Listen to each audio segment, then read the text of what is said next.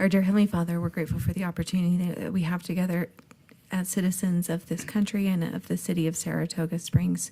We're grateful for the Constitution and its protections. We're grateful for the citizens that have gathered here today. Please help us to have thy guidance with us. Please help us to listen, to be able to have inspiration on the things that we should do to best lead and guide this city. And we say these things in the name of Jesus Christ. Amen. Amen. Please stand and repeat the pledge with me. I pledge allegiance to the flag of the United States of America and to the republic for which it stands, one nation under God, indivisible, with liberty and justice for all.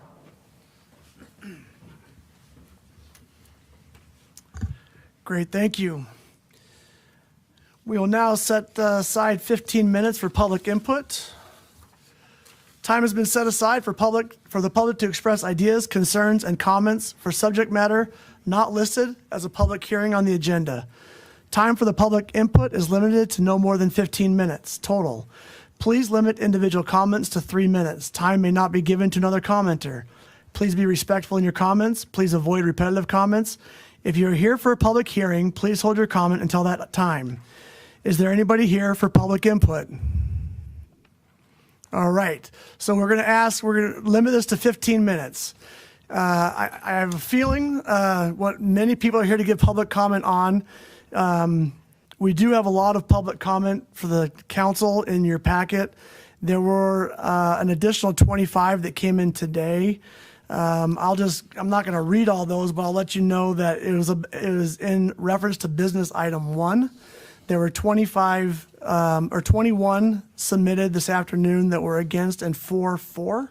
Those are all available in the Dropbox for you to review when you have an opportunity. Those came in just after 4 o'clock today. So we will go ahead. Again, we're limiting public comment to 15 minutes, 3 minutes apiece. So if we go ahead and open it up, please come to the microphone, the center mic, state your name and address for the record. There will be a timer over here for 3 minutes. At the end of 3 minutes, the microphone will turn off, and I will keep a 15-minute timer up here. Whoever's first. Yep. Hi, I'm Mindy Green. If we could Just stand really close to it. If we can pause the time Yeah. for me just 1 minute You're before okay. we continue, I just want to have everybody that's in the room, because I know not everyone's going to get a chance to speak. For those of you that are in favor of the change in Ring Road being the zoning change, please stand. Oh, in favor of. For those that are against the change for the zoning in Ring Road, please stand.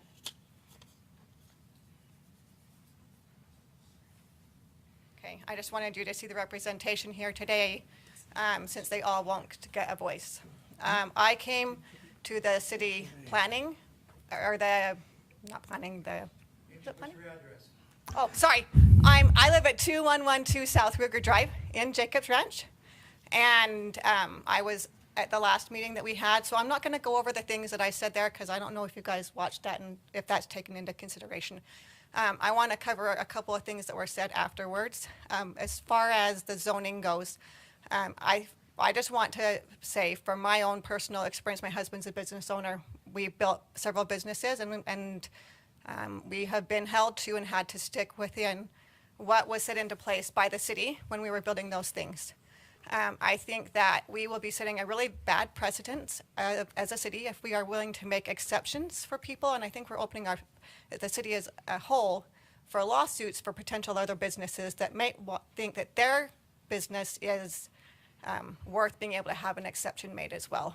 Also, we've been here before in conjunction with the Ring Road and what it was zoned to be as residents. And we've made it very clear we are perfectly fine to have small businesses, which is what we were told when we built and lived in this neighborhood. I've lived in Jacobs Ranch for 23 years. When we built our house, we were originally told it was going to be city offices. And when we found out that it was going to be changed to small businesses, we were excited and okay with having that change, because we want things to benefit our neighborhood and our community. We are okay to have small businesses in that circle. We are not okay to have businesses that benefit other cities that will be pulling from other cities driving into our neighborhood. And the rezoning of the property to a charter school, even if we make an exception to have it be only for schools, goes against what we have been told for that neighborhood multiple times for this space, that it would be for businesses that are beneficial to the neighborhood only. If we put a charter school in there, it will be pulling people from all over this county. I have 2 boys that, is that, okay. Thank you. 2 minutes. Yes, Oh, I I'm have sorry, a minute. go Yes. ahead. So I have 2 boys that went to a charter school in Harriman. We were willing to make the drive. We are not against charter schools. I love charter schools. I just feel like we need to have it in the proper areas. I have done some personal research myself and found out we have property just north of here, over by the central bank, that is an absolute perfect prime location for this charter school to go in, and it's already zoned for the school to go.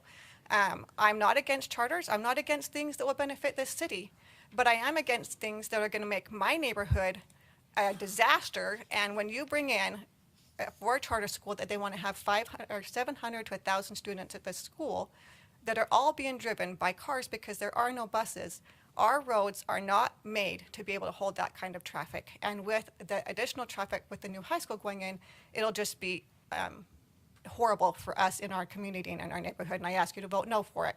Thank you. Thank you. I'd like to also make sure we offer equal time to people who are for and against. So For. go ahead and state your name and address for the record, So please. I hope this is okay to agree or disagree with my neighbors. Absolutely. My name is Chris Cowden. I live at 2473 South Colt Drive, and our street goes right into this development. As I looked at the proposals and reviewed it, I came with these statements I'd like to share with you. The benefit of the school. We need a buffer for Jacobs Ranch Marketplace. That's been approved. It's a massive retail space. If the school wasn't approved, it would be a massive retail area from Redwood Road all the way up to Ring Road and all the way to Lariat. So everything would be totally retail space from where we drive in to Ring Road all the way past the 2 churches, all the way up to Lariat. Retail introduces a different type of traffic into the family residential area. The school's square footage would be the same or less than 15 to 20 retail stores, which would be allowed.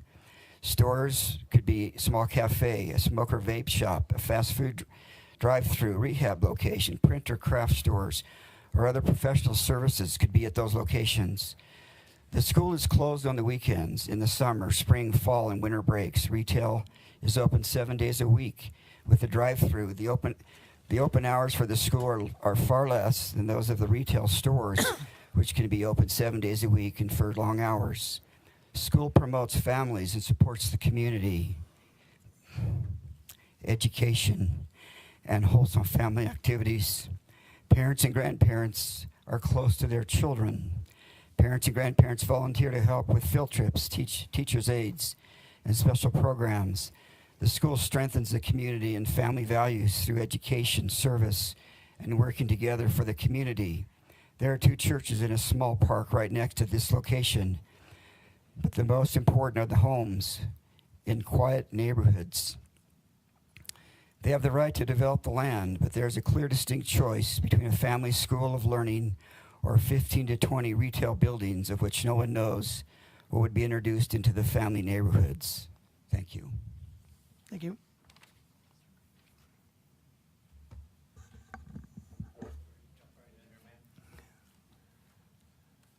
I am also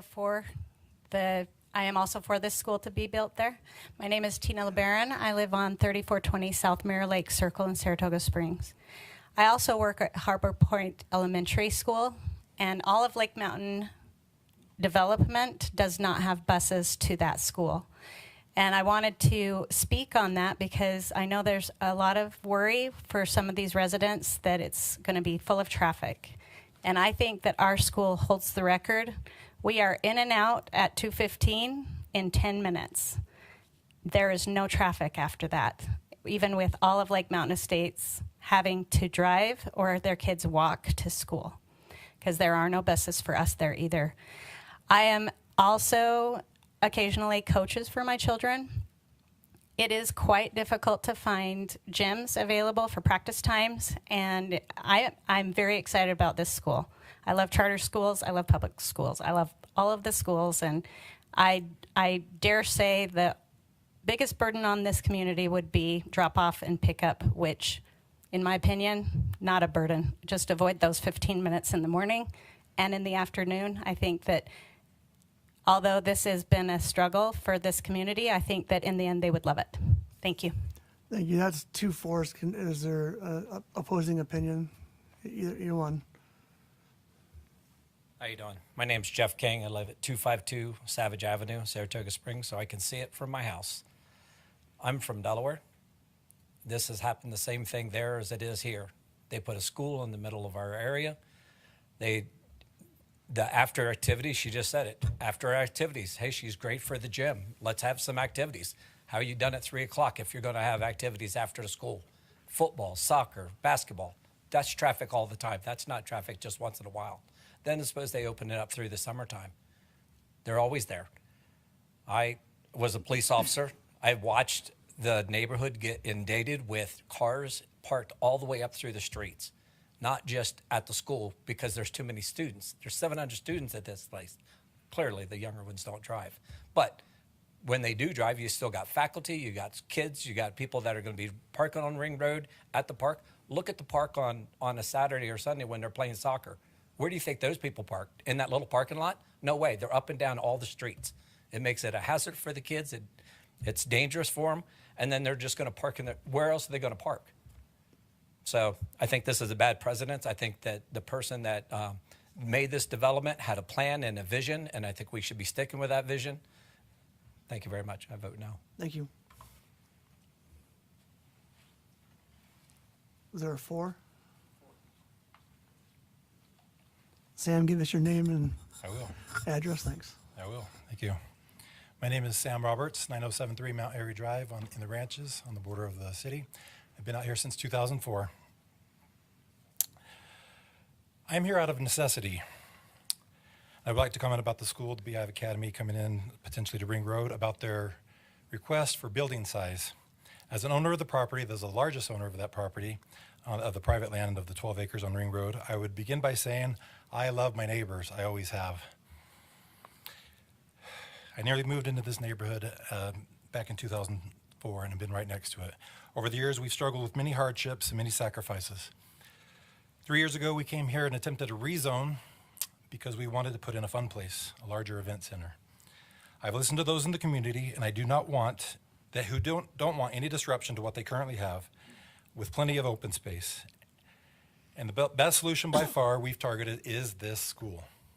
There's a lot of miscommunications that have gone around about this school. They are a top school. They're of high character and will bring in very many high-grade jobs and quality students as a top college prep academy. They're looking for an exception to the size limitation, just as the church did previously in the same zoning across the street. The church put in a 20,000 square foot building, which was larger than what was allotted. They received that variance, and the school is seeking to do the same. They're not asking for a rezone. This is not a rezone, nor do they need a variance to be made citywide. There was confusion in the past about this should be across the city with several other areas like this. They're not asking for that. They just care about this one area. They are not looking for a larger chain. Already next door, as has been mentioned, there's Jacob's Marketplace, nearly 30 acres. They got an actual rezone. We're not asking for that. They got an actual rezone right next to the property. There's going to be a lot of businesses there. This will be a tremendous blessing to many and an example of forward planning and ideal progress from the city, as Alpine School District previously was interested in a school there years ago before they paused for the school district change. There's 3 camps here. Those who want the school for the reasons I mentioned, those who don't want anything, they just want the city to put in an extra grassland park, which is already there across the street, and a splash pad potentially. We'd all love to have a lovely amenity to fall in our laps. Everybody in every neighborhood would love to have that. You want to maintain your view of the lake and the mountains. The school will preserve that because they're not taking up but about 20% of the entire space. It's going to have a lot of open space. Thank you for considering my comments. The views will be there. I do believe it is very good to have opposition in all things. Then you can ultimately realize the best thing and the best option. Thank you.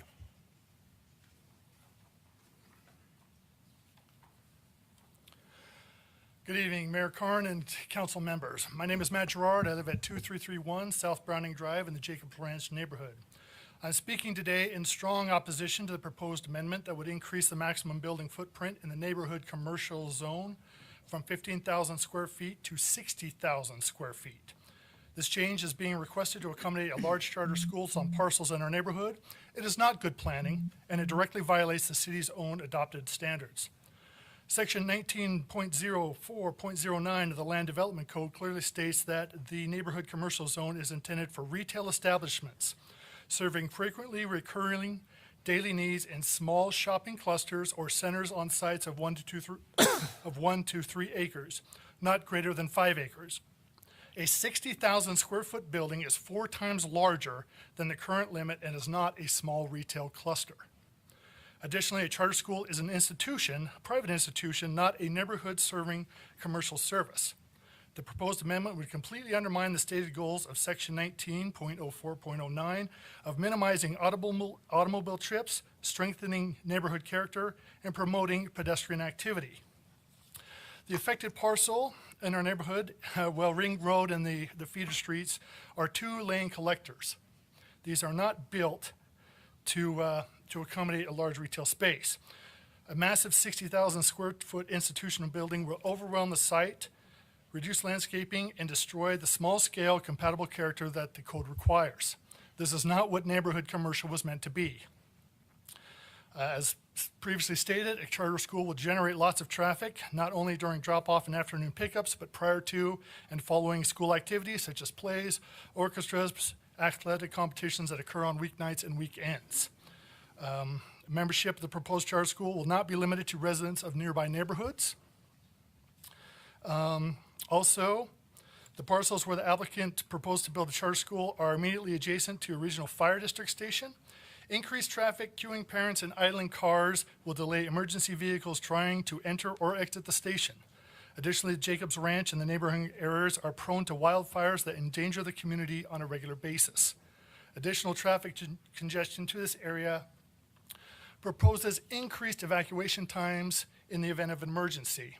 This is an unacceptable safety risk to the entire community. We cannot prioritize one applicant's prior project over reliable emergency response times. This amendment is not a citywide policy change. It primarily benefits a few specific undeveloped parcels located in our neighborhood. The proposed amendment looks like spot zoning for one applicant rather than sound, consistent planning, especially since the 2 already developed neighborhood commercial zones are too small, and the existing neighborhood commercials are in the same Jacobs Ranch neighborhood. Thank you. Thank you, and that does conclude our 15 minutes. Huh? Yeah.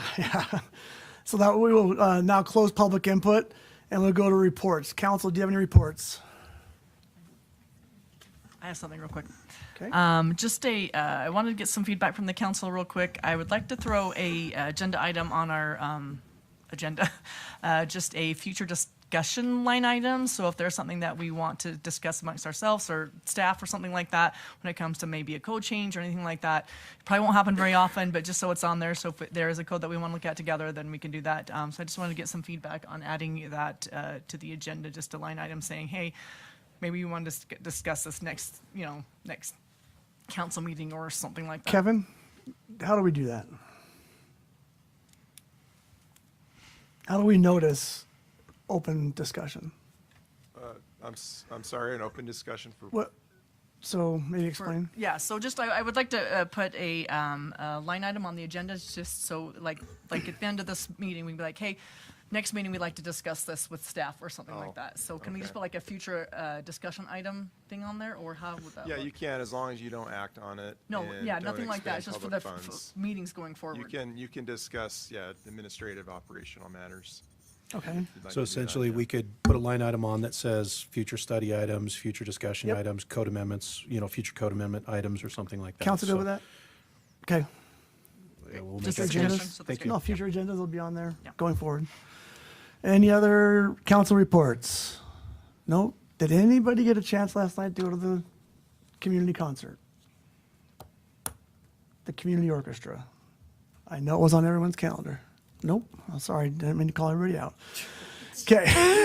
We support our community I went to the last one. Okay, anything from administration? No. No, okay. There were 2 department reports for police and fire. Hopefully council had a chance to look at those. We'll go to the next report is from the North Point Solid Waste Special Service District. Our representative on that board, Jim Miller, and board member Neil, I'm not going to try and say it, Neil Schwindeman, thank you. District manager, come on up, have a seat. I feel really weird having Jim sit there, our former mayor. This feels great on this side.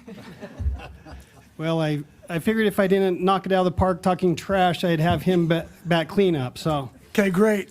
And I appreciate you inviting so many people to my presentation. Thank you. Everyone wants to know about garbage. That's good. Let's see, there it goes. So I always like to give a little bit of history. I don't know how many have been on the board, on the council just recently, but I like to give a little bit of history so everybody knows what some of that is. In 1993, our current transfer station in Linden was opened and the landfill that was in that place was closed. In 2000, so the transfer station, we take in the garbage, load it into bigger trucks, and haul it off to a landfill. In 2006, we switched from rail transport to truck transport. Originally, the waste was being hauled by rail out of the Linden station to the East Carbon landfill in Carbon County. And then in 2006, we switched from the rail to the truck transport as the rail became very unreliable. And then the trash was transported out to Wasatch Regional Landfill in Tooele County.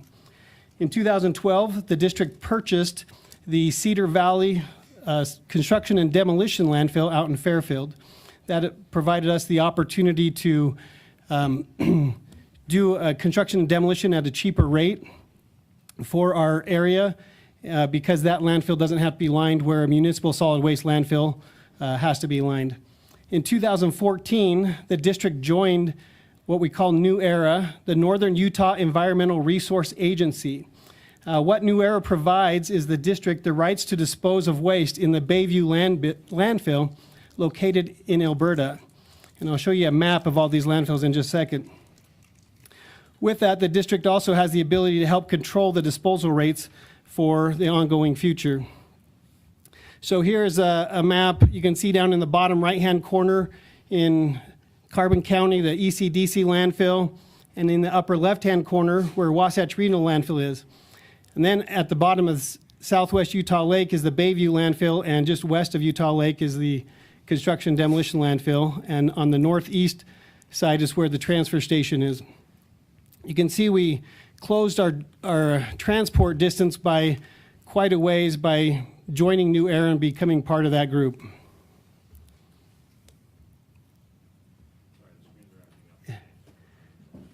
It's all right.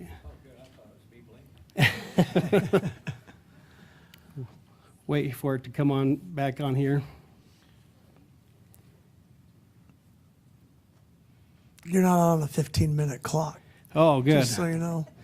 I appreciate your time, so I'm trying to be quick. So some of the services and operations that we do at the transfer station, as I mentioned, the municipal solid waste, which is your residential curbside, commercial front load, so your 2, 4, 8, 6, 8-yard dumpsters that the trucks come and just pick up from the front and dump right from the front. Small roll-offs, which are the big 30, 40-yard cans that get rolled off the truck and left at a construction site and then picked up and delivered to the transfer station. Small commercial and public self-haul. Our construction and demolition, or we call C&D, mostly commercial roll-off, small commercial and public self-haul. And then we have a green waste facility up on top of the old landfill, which is mostly small commercial and public self-haul. We have an agreement with a contractor to come in, grind up the green waste, and turn it into compost. It was a great opportunity to be able to take extra green waste once Timpanogos wasn't able to continue their composting operations. We also have an area where we do clean concrete, meaning any concrete chunks that don't have rebar in it. We have an agreement with a contractor to come in and crush that into a road base and a drain rock. So these are a few of our recycling efforts to try to keep that material out of the landfill. We also offer household hazardous waste to residents.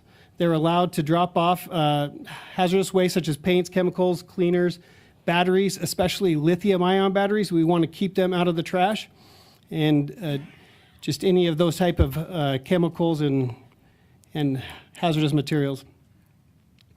And then we also recycle tires, metal, and electronics. So here are some of our tonnages over the years. You can see we've dropped off a little bit. Last year we dropped off a little bit because we had some construction on 2000 West, which is right at our entrance, and we do have a competing transfer station not too far from us. So we did drop off, but our numbers have been picking up. But this is just our municipal solid waste numbers. Here's our construction and demolition numbers. You can see they've continued to climb over the years, and I think the decrease in 25 was, again, from that road construction, and also just the economy dipped a little bit there. And then our overall transfer station tons, you can see we're taking close to 330,000 tons of waste through our transfer station each year. This is the curbside waste, so any residential waste collected at the curb by city. You can see Saratoga Springs curbside waste amounts for about 10% of that total waste. At So, Neil, almost 12,000 tons, yes. I did have a question on this. Is it okay if we take questions? Yeah. Or do you want to wait? Okay. So Saratoga Springs, you collect a lot less garbage from us than you do like Pleasant Grove or American Fork, and we are much larger than those cities. Is that because of recycling? We have a recycling program, they don't? A lot of the cities have recycling programs. I'm not 100% sure what those recycling programs are, but some of this waste is also transported directly down to Bayview landfill. Okay. Oh, okay, that could make a difference. And there's another slide that'll show some of Gotcha. those Okay. numbers as well. Yeah, I gotcha. Okay, thanks. And then here is just a pie chart of our tons by material, those materials I mentioned. You can see between our commercial MSW and our curbside, where that makes up most of it, 40% C&D, and then those other items are pretty small in comparison to the total tonnage. And then I wanted to show the amount of traffic we have coming through our facility. So small loads that are weighed, through the year we had 21,838 vehicles. Small vehicles, so this is a lot of our residents that just come in, they don't need to be weighed, we just charge them the minimum fee. We had 42,500 throughout the year. And then our residential curbside, obviously they're bigger trucks, so we're gonna have a lot fewer of those, 13,500. And then our roll-off, 5,400, and our front loads, 1,600. You can see our small minimum fee, just mostly the public coming in, makes up 50% of our actual vehicle traffic. And then breaking those out, 47% of that was MSW, 38% construction demolition, 14 green waste, and 1% the clean fill. One of the things that we also started doing with the clean fill, we were getting a lot of soils that people were pulling out for gardening or digging holes for trampling or whatever. And we started bringing in that soil. It used to be shipped out in our construction demolition loads, but now we're stockpiling it on top of the old landfill, screening it, and able to sell it for topsoil. So here's the graph with the curbside tons from Saratoga Springs. You can see the red is the amount of tons that actually go to the transfer station. The gray is the tons that go to the Bayview landfill directly. And then some of the waste, there was a waste swap that was created that some of it goes back to the competing transfer station in offsets for some waste that's going into Bayview landfill from another city. Here is our residential curbside fee history. So you can see in 2010 we were at $29. We're anticipating going up to $38.50 here in July, so another $1 increase. We've had to increase a little bit more frequently over the last few years for anticipated growth fees at the Bayview. Per ton, not per can. Correct. This is per ton, not per can at the home. So you can take that dollar increase is a minimal amount that's going to be passed on to each resident. So here are some comparative tipping fees of Utah landfills. We currently have a fee of $11.50 at the Bayview landfill. You can see how it compares to other landfills throughout the state. Iron County at 22, all the way up to 46 at Wasatch Integrated in San Juan County. That is also per ton. That is also per ton, correct? And can you tell us, a residential garbage truck, is that 10 tons? It's somewhere between 5 and 10 tons, yeah. Okay. Here's some comparative tipping fees nationwide. You can see Utah is still pretty low at $36.90 average. The Northeast all the way up to almost $85 a ton. So Utah typically has very low tipping fees at our landfills, and we are even lower at the Bayview landfill. That is such a huge benefit of us being part of New Era. And then comparative tipping fees at transfer stations. North Point is still a lot lower than even our neighbor at South Utah Valley in their new transfer station down in Spanish Fork. And then Weber County, Transjordan, all the way up in the 50s. So what is our future? Since 21, the district has been looking at options to upgrade our existing transfer station. Some of those options included expanding our current buildings, building a new building out on the 40 acres the district owns just north of the current site and by the animal shelter, or finding an additional site on the west side of the lake, building new on the current site. And currently we're looking at building a new building on our current site, currently right where the construction demolition is being dropped off. So here is a layout. If you can see that on the kind of toward the bottom, that white building says future waste diversion building. That's where our current loadout building is. That's where all of our big commercial trucks go. The building just north of that where it says future C&D drop-off area, that's where our small public and our public and small commercial go. And then the building off to the upper left there, or I guess the left side, is our new rendering of a 70,000 square foot MSW building with some loadouts there. We looked at expanding our current buildings, but unfortunately, with steel fabricated buildings, the footings and foundations were not big enough. They were built solely for what that building was built to hold up. And then we'll do it in some phasing plans where we open up our old east entrance. We had closed that years ago because we didn't have enough queuing on that side. We built a new scale house. It's in that orange, that little box on the orange on the left-hand side there up towards the top. That's our new scale house that was, I think, in 2016 was built. We'll open up the east gate again to commercial traffic that's automated scales, and they work very quick, and so we don't have to worry about the queuing as much on that side. We'll get all that done so we can then phase over to phase 2 to build that building, and then phase 3 will be to tear down one of the buildings there and use that as our construction demolition site. Any questions?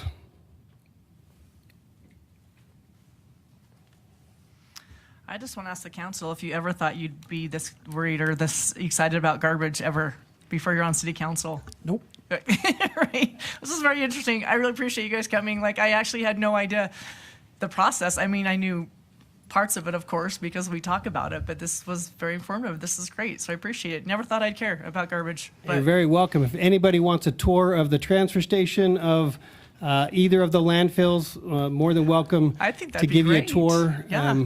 What goes into solid waste management is it's highly regulated. We have regular inspections by the Department of Environmental Quality.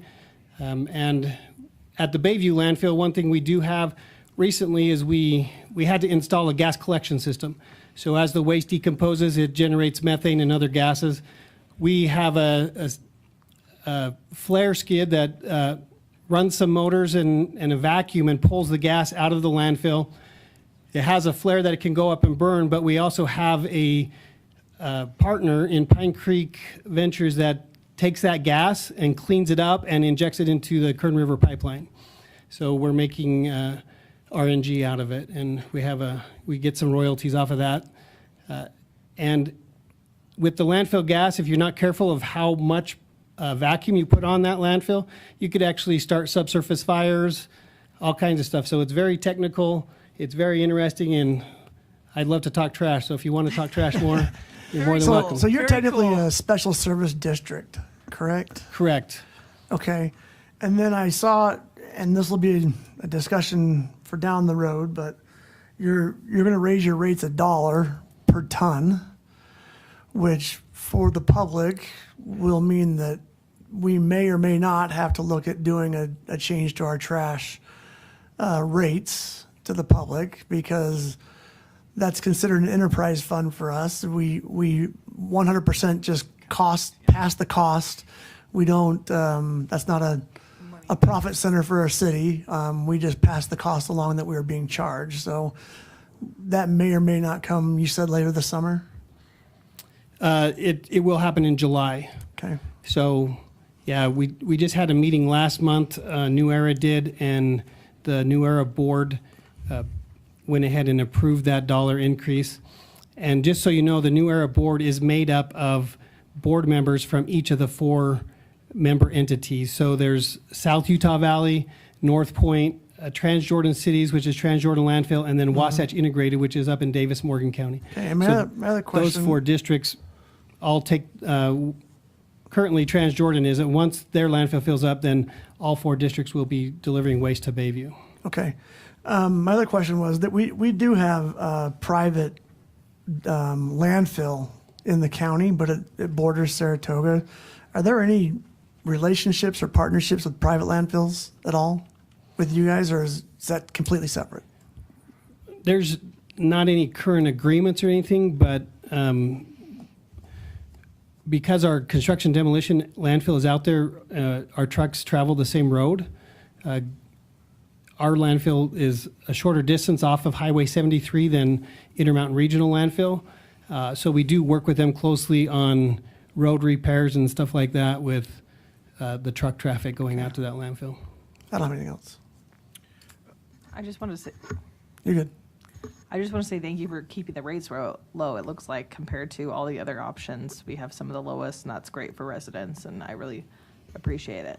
Yeah, to that, we bought into North Point when the city started. To buy into North Point now would be very expensive for a city. Some cities exited at the start of this because they got a 50 cents cheaper ton. Now they're more expensive than we are because it goes up in the private landfill. The fact that we have 300 plus acres of airspace, that will take us through our grandkids at a lower rate that we control because we own the airspace, we own the whole supply chain, and it's not a moneymaker. North Point's not pocketing money, Bayview's not, because it's owned by the cities. It's, as Mayor Karn said, it's a pass-through. What you're being charged at the curb covers the cost from start to finish for that. And so being part of North Point has been a really good thing for all of the cities in North Utah County. I just wanted to say thank you for your continued service. Okay. Thank you. Appreciate Thank you. it. Okay, we'll go to consent items. The one I just wanted to point out, I think everyone's had a chance to look at it, is consent item 3 is the appointment of Robert Taylor as a board member for the Jordan River Commission. Do I have a motion on consent? I move that we approve the consent items as listed on the agenda, Okay, we've, especially number 3 of Rob as our new board member. okay, we've got a first from Councilmember Barton and a second from Wilson. Thank you. Go take a vote. Wadman? Yes. Barton? Yes. Davenport? Yes. Taylor? I guess, yes. Wilson? Yes. Thank you. Okay, I'm going to take some liberty with the agenda. I'm going to move business item 1 to the front. I know we've got a large audience here for that. So business item 1, we're going to move up. That is going to be amendments to Title 19 Land Development Code of City of Saratoga Springs, Chapter 1904 for neighborhood commercial permitted building size. Mike Williams and Beehive Academy is applicant located approximately 2000 South Ring Road, ordinance 26-20. I know we had a lot of public comment and a lot of people emailing. I just want to make it understood that this has nothing to do technically with a charter school coming to Saratoga Springs. This is about a change to the minimum building size in the neighborhood commercial zone. Who's presenting? Austin. Yes, thank you, Mayor. And if the applicant's here, they're welcome to come up if they wish to.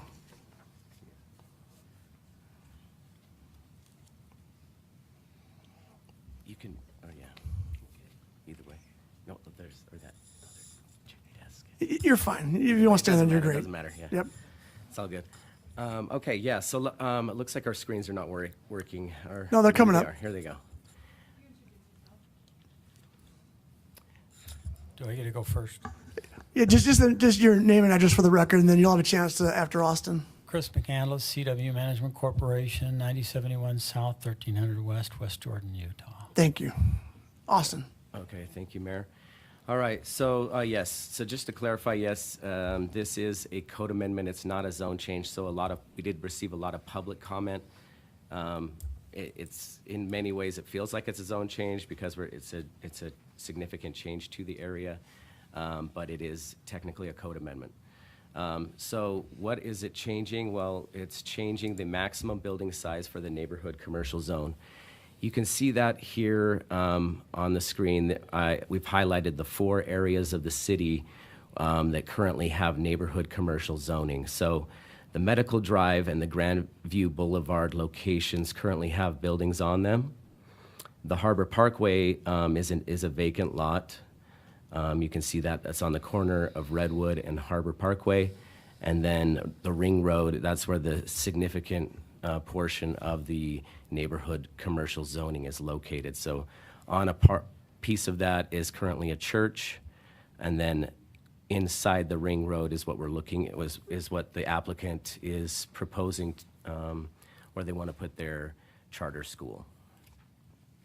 So the applicant did submit a request to change the code. This is the original request that we received to change the maximum building footprint size in the neighborhood commercial zone from 15,000 square feet to 60,000 square feet. This did go to Planning Commission. They did hold a public hearing, and there was a lot of public comment. The Planning Commission did recommend denial, 6-0. But during that presentation, it was also, there was a secondary proposal that the developer presented that you can see here on the screen. So this is kind of an alternative code amendment that they're proposing that was discussed at the Planning Commission meeting. Instead of changing the maximum building footprint size from 15,000 to 60, it would add a kind of an asterisk, and then down below it would say that this is only for schools. So that was, again, proposed by the applicant at the previous meeting. This is a concept plan of what the site would look like. They have 2 buildings shown here on this concept plan, one on the west and one to the east, with a parking lot in the middle of the 2.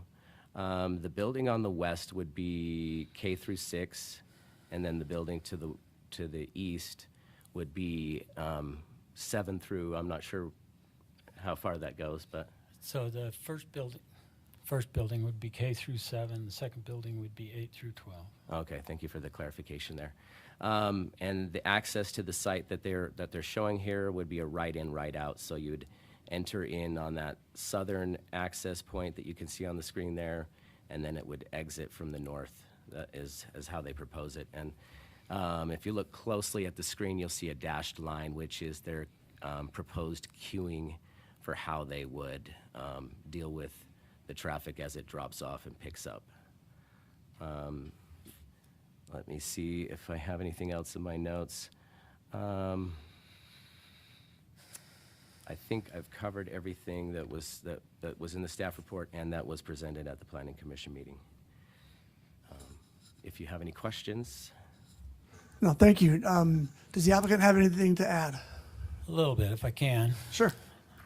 First, I had a meeting yesterday where I felt like I had the rug drug out from underneath me, and I was fairly angry, quite frankly.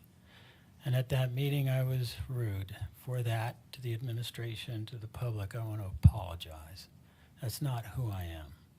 There's no excuse for ever being rude. And so if you were offended at my actions, I was offended at my actions, and I'm sorry for that. Secondly, on this application in and of itself, I did have a presentation for today to give to you guys and show you all the details. I'm going to spare you that, and I think you might have a copy of that presentation in your packet. I think the most interesting thing to note is that we want to be wanted in a community, not shunned. And this concerns us that there's so many people here. Now, part of the people are here because there's some information that's misinformation. First, we're a STEM school. We don't have sports. We have robotic competitions where we've placed nationally on several different occasions. We don't have football teams and that type of thing going with us. This project size is about 12.2 acres, and as somebody mentioned, there's 3 parcels there, and neighborhood commercial says you should be less than 5. I've been a real estate developer, that's me, since almost 50 years. Long time. Did it when I started almost right out of high school. To let people know who we are and who I am, just as an introduction, because people like to butcher the developer. It's just part of the gig. We've developed property in Utah and the surrounding areas for a half century, and totaling value up to present day value about $1.5 billion. If you've ridden your bike on the Jordan River Parkway, I helped facilitate creating the Jordan River Commission that you just appointed somebody to be on. It's fun to be part of that type of a legacy. Hill Center Theater, Rio Tinto Stadium. There's so many projects that we've been involved in that have benefited our community. In fact, as a person, I've done about 25 international humanitarian projects, including building a hospital for children in Mexico. I think we're pretty good guys. The developer who's going to build this school has built 900 wells in Africa for fresh water. That's who we are. We're not here to make a profit. I'm actually a volunteer for this school. I helped put together their first school. They are the #1 high school based on a recent report in the state of Utah. We have people lobbying us to go to their communities. In this case, I'm fighting to come to this community. And it struggles for me to hear issues about traffic. Our traffic is about 1/4 of that of what could be developed on 3 less than 5 acre parcels after you did a boundary alignment. The traffic that could be actually quite massive. And if traffic's the issue, then you want to approve the school because we're 2 acres of buildings and 10 acres of open space. Makes pretty good sense to me as a previous city councilman. I speak from that role. I was a city councilman in Sandy for 15 years. We had a lot of fun, we did a lot of good. We'll listen to you, we'll take your vote, whatever it may be. If it's yes, we'll move forward with one of the finest schools you will ever have in your community. I speak from experience as a volunteer, not a developer, because I believe in this school and what they do. Any questions for me? Thank you. I will turn it over to the council for comment. Hang on. Thank you. And if you want to stay, they may have questions for Austin or. Questions for you guys. Yeah, you're welcome. You're welcome to sit or because the council may have questions. So one of the concerns that we've heard a lot about is the traffic and parking. Can you tell us a little bit about like the number of parking spots that you have going on here? Do you know what that looks Yes. like?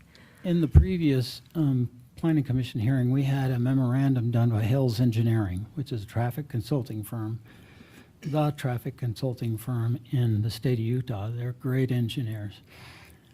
And I don't have it in front of me because yesterday I was a little frustrated. So today I'm trying to recover. It's about 1,000 cars by comparison to a small neighborhood commercial project. That's 100,000 square feet of us or commercial.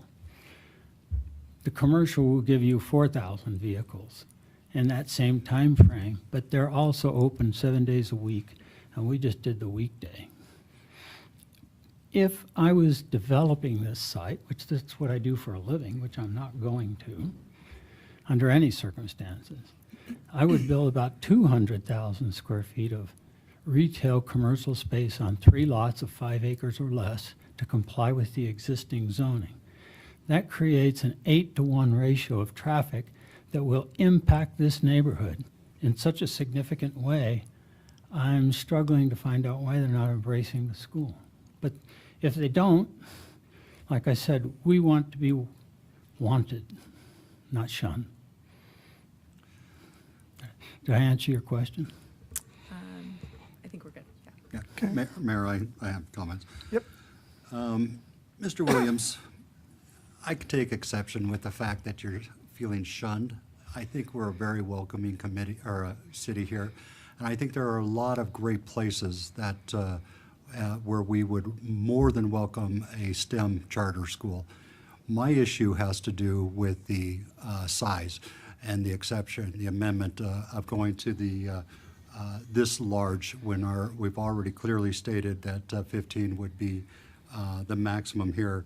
I appreciate your passion. I appreciate how you volunteer and all the things that you do. My constituency, the residents have overwhelmingly come out against it, doing anything there. But I don't want you to feel shunned because this city could use a charter school. I just think that the choice of this particular property is not the correct choice. But please, I hope you'll reconsider if this does not go your way, other opportunities within our city. Thank you, Mr. Taylor. You're the second Robert Taylor I know. The first one's my attorney. That's a compliment. Okay. He's a pretty amazing He just called guy. you an attorney, so. Sorry, Kevin. Council, any other council comments? Councilmember Wilson. Yeah, I just want to say thank you for coming and presenting. I've looked at all the materials. I've spent a lot of time talking to residents, reading the concerns of residents. Drove Larry out last night just to, remember again what you're dealing with in that very small collector road. And I want to echo what Councilmember Taylor said is we actually would love your school within our community. We are very concerned about this property. We've had parking traffic issues with other charter schools within our community. We, again, would love to have Beehive STEM Academy somewhere in Saratoga Springs and are very concerned about the impact of hundreds of cars at peak times. Even though the daily toll on the roads would be less, the peak times would be significantly more, as shown in your traffic study. So thank you so much. You're welcome. Thanks for coming, and thanks for the citizens.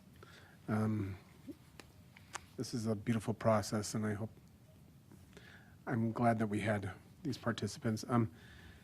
Once again, I think Mayor Karn expressed this is a vote on the zone, not on the school. And so when we do, I think I echo a lot what a lot of people have said here, and what a lot of people even that are against it said, they're for schools and charter schools. Just the location and maybe even the timing too, because where we're at with the traffic and other concerns on the south end of the city, the timing and the place is, so that's where, anyway, hope that shunned is, I know, a word that you might feel like because of the conversations you've had, but we're voting on not the school, but the code amendment. Yeah, thanks. Anything else from the council? Okay, if not, I'll entertain a motion on business item 1, amendment to Title 19.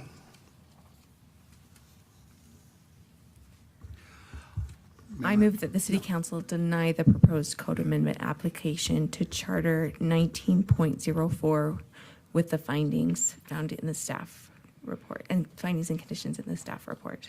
I second the motion. Okay, I've got a first from Councilmember Davenport and a second from Wilson. Any further discussion on the motion? Okay. If not, we'll take a vote. Wilson? Yes. Taylor? Yes. Davenport? Yes. Barton? Yes. Wadman? Yes.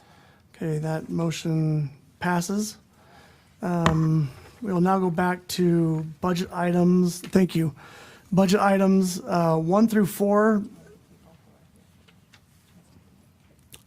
Yeah, I mean, I think most of our audience will probably here for that item. As a matter of fact, why don't I'm going to take a 5-minute recess. We're going to take a 5-minute recess.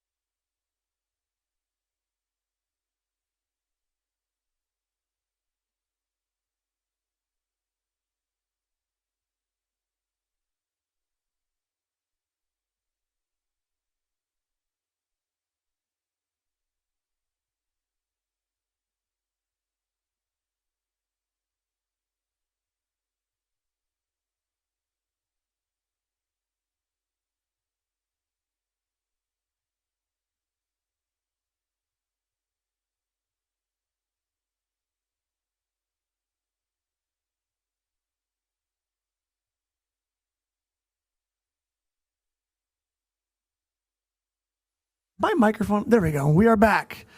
Thank you for that quick indulgence. We're going to now stumble through a new requirement per state code. We're going to go to budget items 1 through 3. Notification that a budget officer or executive officer intends to state that the tentative budget includes a proposed property tax rate increase. Statement of budget officer or executive officer that the tentative budget includes a property tax increase, and presentation of budget officer or executive officer of a property tax impact schedule as a separate document from the other budget documents. Mayor and council, this is an exciting opportunity for us. As you know, there was some legislation passed this legislative session, which has very specific requirements as what we need to do in order to consider a property tax increase. The tentative budget that is being presented to you tonight does in fact include a property tax recommended budget of $3.1 million in new revenue and property tax revenues. Those revenues would exclusively be used to fund public safety. However, there is also a requirement, and it's included in the property tax impact schedule, that basically looks at an alternative budget that we are also putting forward as part of the requirements for this legislation. The proposed tax impact schedule shows both the revenue impact as well as the potential property tax rate increase, which is a 54% rate increase, and what that would look like. And essentially what this would do is it would fund additional fire personnel and police personnel if approved. It would be exclusively to fund public safety. Ironically, we have to propose a tentative schedule that if the property tax was not passed, what that would look like. And this is separate from the tentative budget that we've been looking at so far. And essentially what you will see in the proposed property tax impact schedule is those things that would not be funded should the tax increase not go forward. And you'll notice that includes items that are not public safety related. We are stuck with the fact that we need to add additional public safety bodies, and regardless of how that happens, it would have significant impacts on the other items that we are looking at funding elsewhere in the general fund. The proposed tentative budget, we can get a presentation from Spencer here shortly, but as part of the requirements, we are required to make the notification in public. We've provided a printed copy of the proposed property tax impact schedule, and I believe that's available for the public as well as providing it electronically in your packets. And let's see, we also have, we'll have a quick presentation from Spencer of the proposed budget, after which we will adopt a resolution that very meticulously details all of the items that are included in the required notice for us to be able to move forward, including a calendar of events. There will be a public hearing at our next city council meeting on May 19th, where we will have a public hearing relative to this. We'll have more procedural processes that we'll need to follow at that time, including reading very specific notifications as part of that. We've included all of this in the resolution, so it's basically memorializing the fact that we have discussed these items, and we have included those items for you in tonight's packet. And if you would like, we can invite Spencer to come up and give kind of a brief overview of what this year's tentative budget looks like for us. That'd be great. And just for clarity, after all that said, appreciate that. We are not approving or accepting a tentative budget tonight. There will be future public hearings around the tentative budget and a truth in taxation process, which will take place in August. Tonight, we're just hearing about it, the ramifications if it doesn't happen, and passing the dates. Correct. Thank you. And the resolution also establishes that our proposed night for adopting or holding the truth in taxation hearing would be August 11th, the 26th, 2026 at 6 p.m. here in this room. We will also have to have Zoom meetings. August 11th is what we have scheduled. And just one, if I can make one Yep. minor clarification as well. Is this on? Okay. Yes, it is. So the tentative budget is May 19th, and there'll be a public hearing for that. Right. But there's another public hearing before the truth and taxation hearing for what's called now under the new state law, the interim budget. And that kind of takes place of the final budget that would be normally adopted. And that is scheduled for June 5th. So we will have a public No, hearing June- on the June tentative 2nd. budget, a public hearing on the interim budget, and a public hearing on the truth and On taxation. the final budget. Awesome. Truth and taxation, and then the Final budget. on the budget, on the tax increase and the budget on August 11th. Okay. Okay. Lots of opportunity. Yes. Thank you. Spencer, You guys are just getting a little taste of the whole learning process we've been having to go through with all this new state laws. we need to have popcorn. Yes, it's been a lot of learning. Since last time we presented to council, there has not been any changes in the tentative budget. There have been changes to the alternative budget. Specifically, if council were not to approve the property tax increase, these are the different items that would not be funded. The changes to that are a slight, so recreation asked for more money for basketball budget, so there'd be a slight decrease in that increase. And then also streets asked for a John Deere Gator, and that would not be funded as well. Other than that, all the budget items are the same as last presentation, last meeting. If you have any questions for staff at this time, I'd be happy to answer. No, they're all listed in the proposed property tax impact schedule, Yes. which is available online, of the different things that will not be funded or reduction in funding because we have to fund the additional firefighters and Yes. police. So, And those are all within the general fund. The property tax really only affects the general fund, so our enterprise funds, so water, sewer, are not affected by that. they're not affected by this, yes. Can we Okay. put that property tax impact schedule just on the screen if that's okay? Because it says Yeah. that that has to be actually presented by the budget officer. Can you, So if can if we we put it on can the put that screen? on the screen and make sure we comply with So the it's state law, presented? that'd be great. It is in the packet. Be in the packet.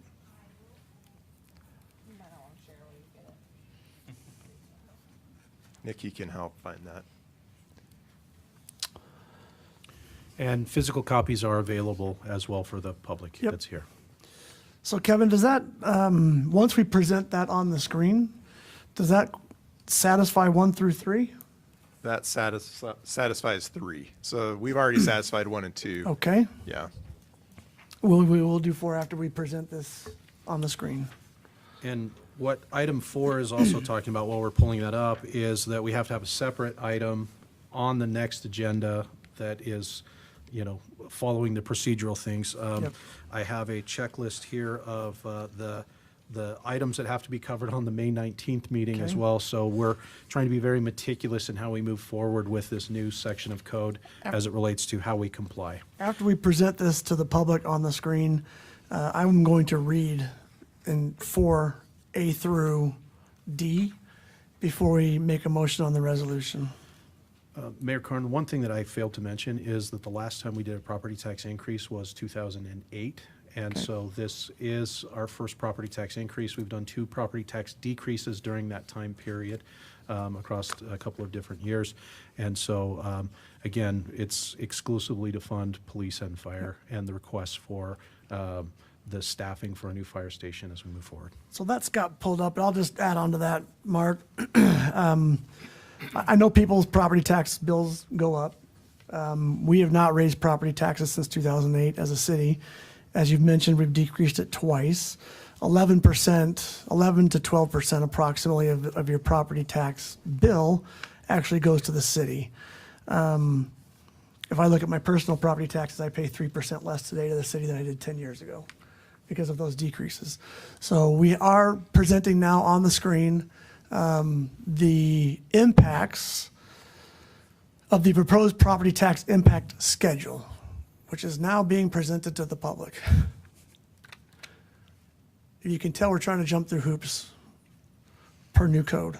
Okay, now that that's been presented, we'll do a consideration of resolution R26-2355 dated 5/5/26, a resolution of the City Council of the City of Saratoga Springs that a separate item is on the agenda for the public meeting on May 5th, 2026, notifying the public that the budget officer or executive intends to state that the City Council that the tentative budget for fiscal year 26-27 includes a proposed property tax increase. B, the budget officer or executive officer made a statement to the city council in the May 5th, 2026 public meeting that the tentative budget includes a proposed tax increase. C, the budget officer or executive officer presented to the city council as a separate item on the agenda in the same public meeting, a property tax impact schedule, which is on the screen, separate from other budget documents as defined in section 59.2.924 of the Utah Code.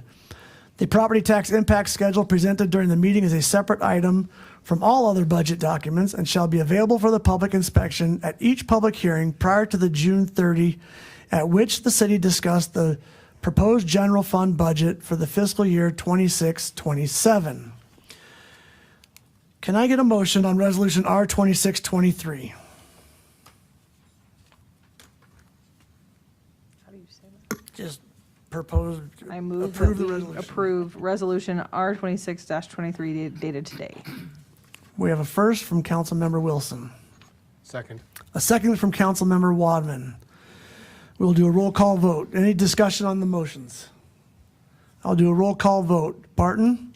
Yes. Davenport? Yes. Taylor? Yes. Wilson? Yes. Wadman? Yes. That passes. Resolution R 2623 passes unanimously. Thank you.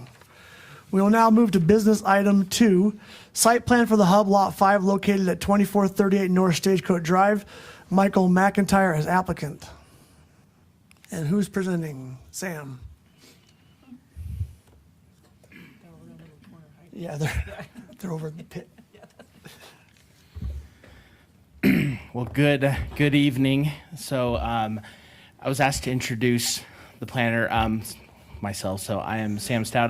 This is the first time I've been in city council this year, which is a good thing. They call me the fridge because they only use me at 4th and 1 when they more so that's probably because I'm in the break room a lot near the fridge.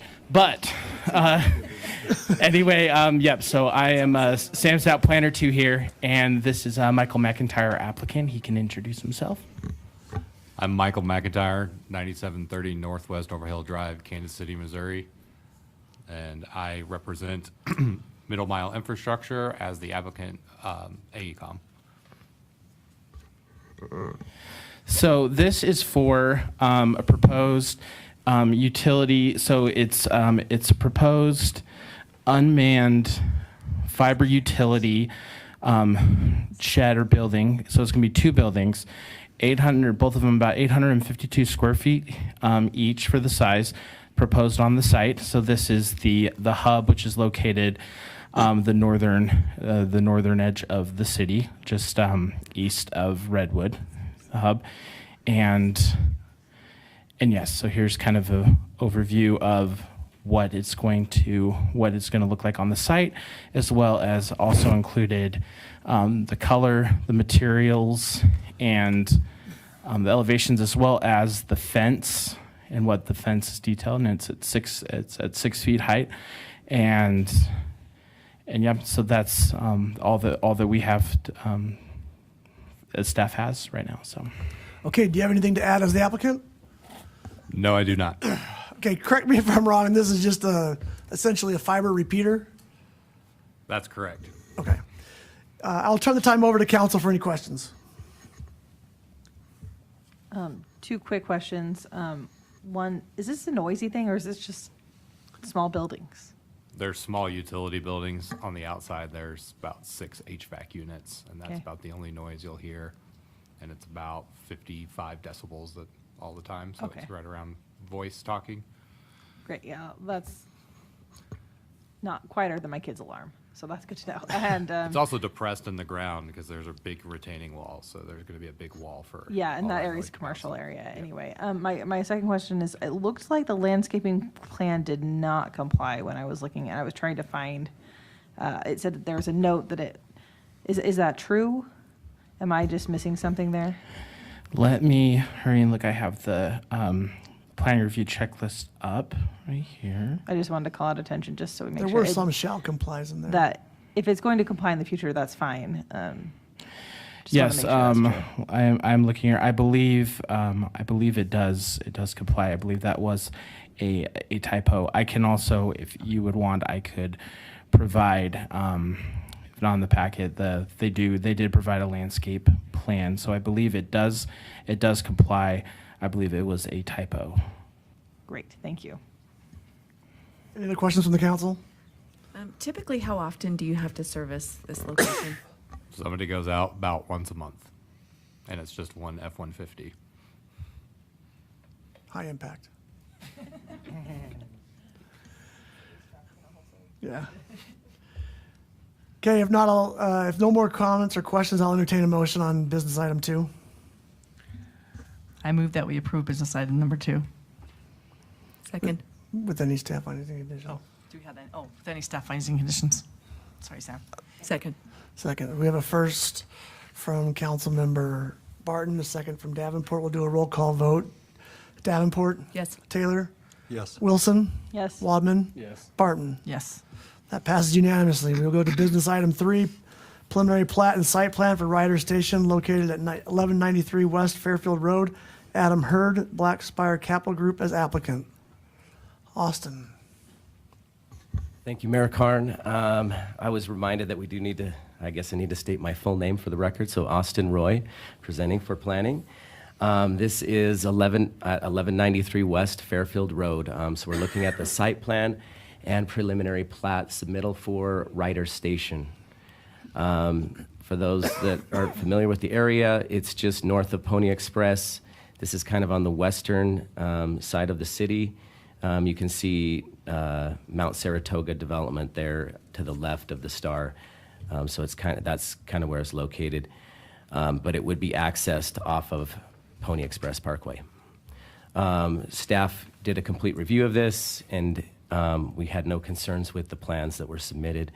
We worked with the applicant to resolve any red lines or comments that we had on the plans, and they do appear to meet our code now.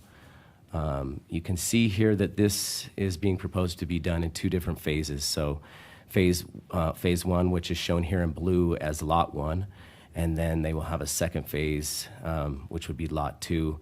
That could possibly be 2 separate phases, depending on how they decide to develop at a later date. This is the preliminary plat that was submitted with the application. You can see that there are some easements on the property. There would be a new road, Woodhaven Drive, that would be installed with this development. And one thing to point out too is that on the east side of the property, or the right-hand side of the property, there is a 130-foot power line easement or corridor. And so the reason why I point that out is because it did limit what they can do on landscaping, as well as where they can put structures on the property. And so you'll see here, this is their site plan. Again, that 130-foot power line easement is on the right-hand side there, and in between those 2 dashed lines. So inside that area, they weren't allowed to put any trees, which we would normally require, like in a parking lot. And so that's why those are absent in this set of plans. They did meet all of our parking requirements, as well as other site requirements. This is a snapshot of the overview landscaping plan. One thing to highlight is that this is in the gateway overlay. So because it is towards the entrance of the city, they do have extra requirements, specifically streetscaping. And so you can see that here on this slide. They've added some additional elements to comply with those standards, which includes outdoor seating, additional benches, and trash receptacles. The benches and trash receptacles are city standards, so they would have the city of Saratoga Springs, kind of inside it's a standard that we have, so they're like the nice metal ones.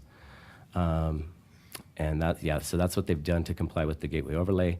You can see here the elevations. Actually, let me back up a couple slides. So there are 3 buildings on the site, 2 9,000 square foot buildings, and then 1 6,000 square foot building, which is on the bottom left there.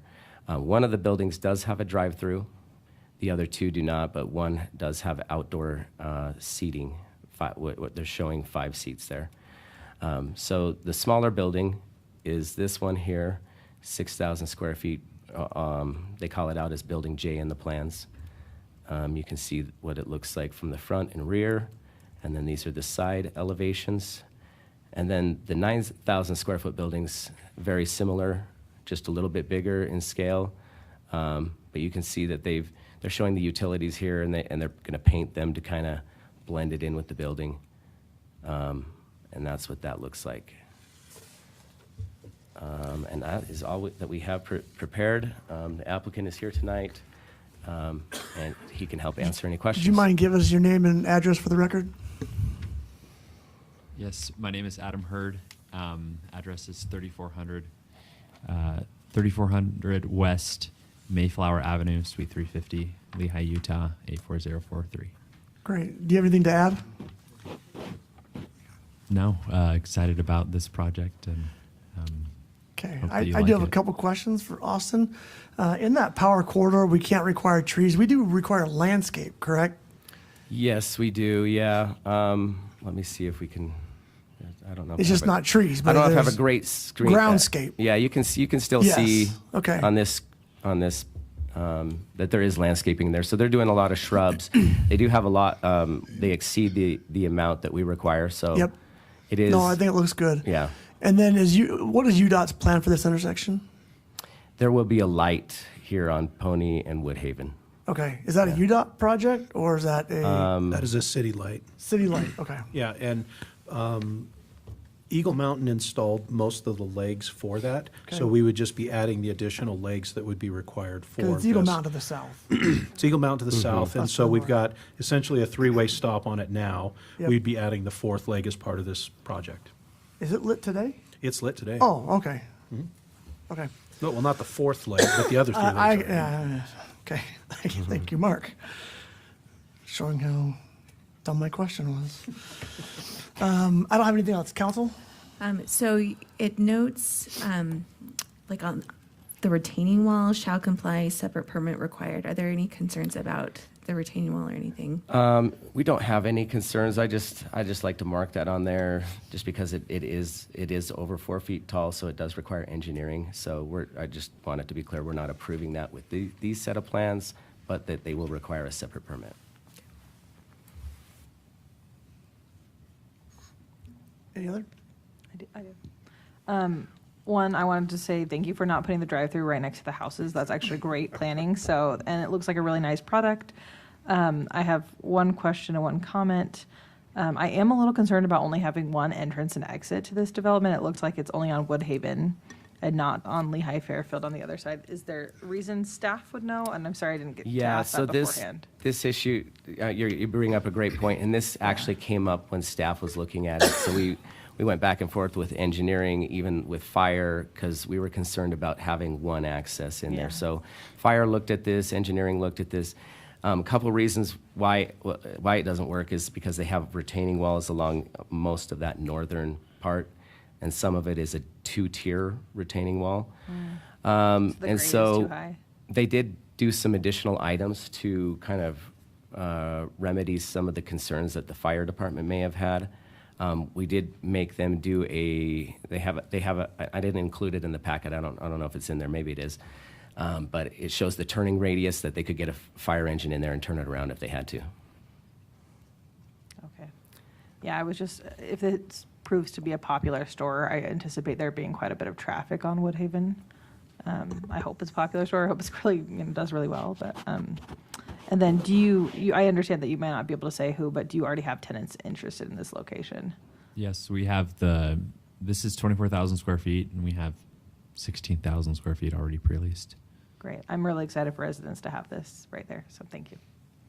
So I know I was in the audience when you first presented that, and the city council kind of tried to get some information from you. But I just want to say that I just did a quick AI search, and generally stores in that 25,000 square foot range tend to be Sprouts, Whole Foods, or the Fresh Market.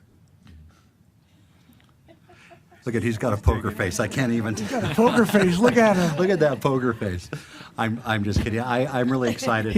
I'm just going to say, when they were here last time, TJ was mentioned. Yeah. I'm not going to commit them to anything. Yeah, right. No, I appreciate this development. Thank you. I really like it. Yeah. The Trader Joe's will be crazy. Okay, any other questions from council on phase 1 of this project? Before we speculate all night. Okay, I'll entertain a motion on business item 3, please. I move that the city council approve the requested preliminary plat and site plan for Ryder Station Phase 1 located at 1193 West Fairfield Road with the findings and conditions in the staff report. Second. Great, we've got a first from Councilman Member Wadman, a second from Barton. We'll do a roll call vote. Taylor? Yes. Wilson? Yes. Wadman? Yes. Barton? Yes. Davenport? Yes. That passes unanimously. We'll go to business item 4, site plan for Redwood Sports, Harvest Point Commercial Plat B, located at 2109 North Hillcrest Road. Nathan Brown is applicant. So many staff members today. I I'm know. liking it. We got the full lineup This is of great. planning. We never get to see all of you. I'm Kendall Black, senior planner. And this one, we'll go ahead. It's, okay, so it's just north of Blossom off of Redwood and Hillcrest. Complies with all the codes. Do need to mention that they do have a plat amendment in that would need to be recorded prior to them continuing on with this, but it is about to be recorded, so we're there. Also, the density on this, it's only 2.48 per acre, so it's four apartment units on 1.49 acres. So it has multiple uses in here. It has the basketball gym, it has a Japanese restaurant, a boba shop, a hair nail salon, and then there's an empty retail space that'll be filled. And then upstairs, there's 4 apartments with an amenity room or a rec room for the tenants to use. It does have outdoor seating for the Japanese restaurant.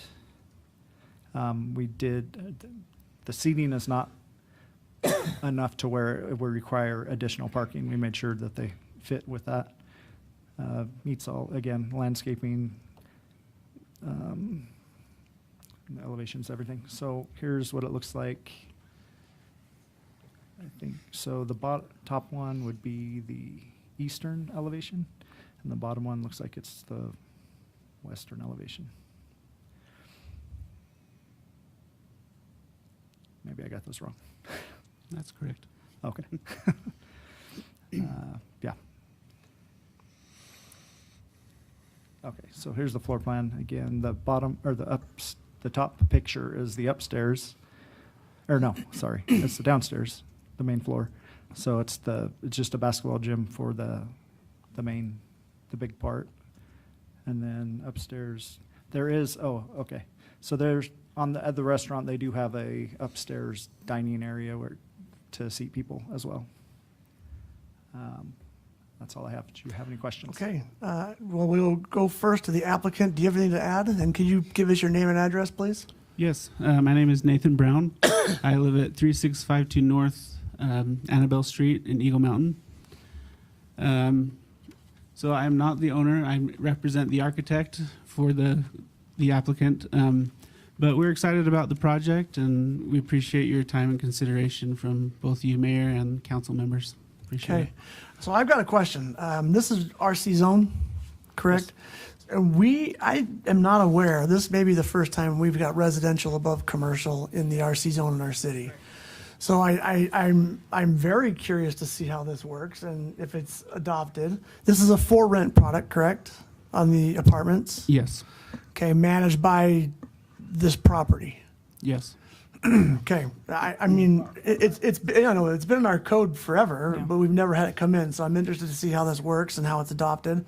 I've seen it very successful in some cities and Yeah, not successful in no, other cities. So very curious as well. I just wanted to see that. Do we have any comments or questions from the council for planning or the applicant? Yeah, with the residential units, I'm looking at the parking. What is the plan for resident parking here? They do have set aside the northwest corner. Those 4 parking stalls are set aside for the apartments. And that meets our code? Mm-hmm. Northwest. Yeah, they did the Is there a shared parking agreement between the residential and the commercial? Yeah, the shared parking agreement. So there's and 4 then dedicated, but it's shared parking. Those ones will be Those 4 are specifically set aside for the apartments. Okay. So But they'll like, be are they They'll have labeled? signs Yeah, or are they something labeled or- saying, okay. yeah, Yeah. those ones will be dedicated. And they do have the cross-access easements to go down through Blossom and as well. And I'm curious, do you have already a tenant for your sports complex? And you don't have to share if you're not ready. Yeah, the sports complex is a training facility. It's not necessarily it's not planned for a specific tenant. The owner of the building is going to be occupying that space Okay. as a training facility. Okay. Yeah. Any other questions or comments from council? Yeah, I just think it's a really interesting mixed use. I appreciate the big setbacks and the nice landscaping. Your setbacks were huge compared to other things that I've seen come in. And on that empty one, while we're speculating, I would love a cafe bakery if anyone wants to open that up in the city. But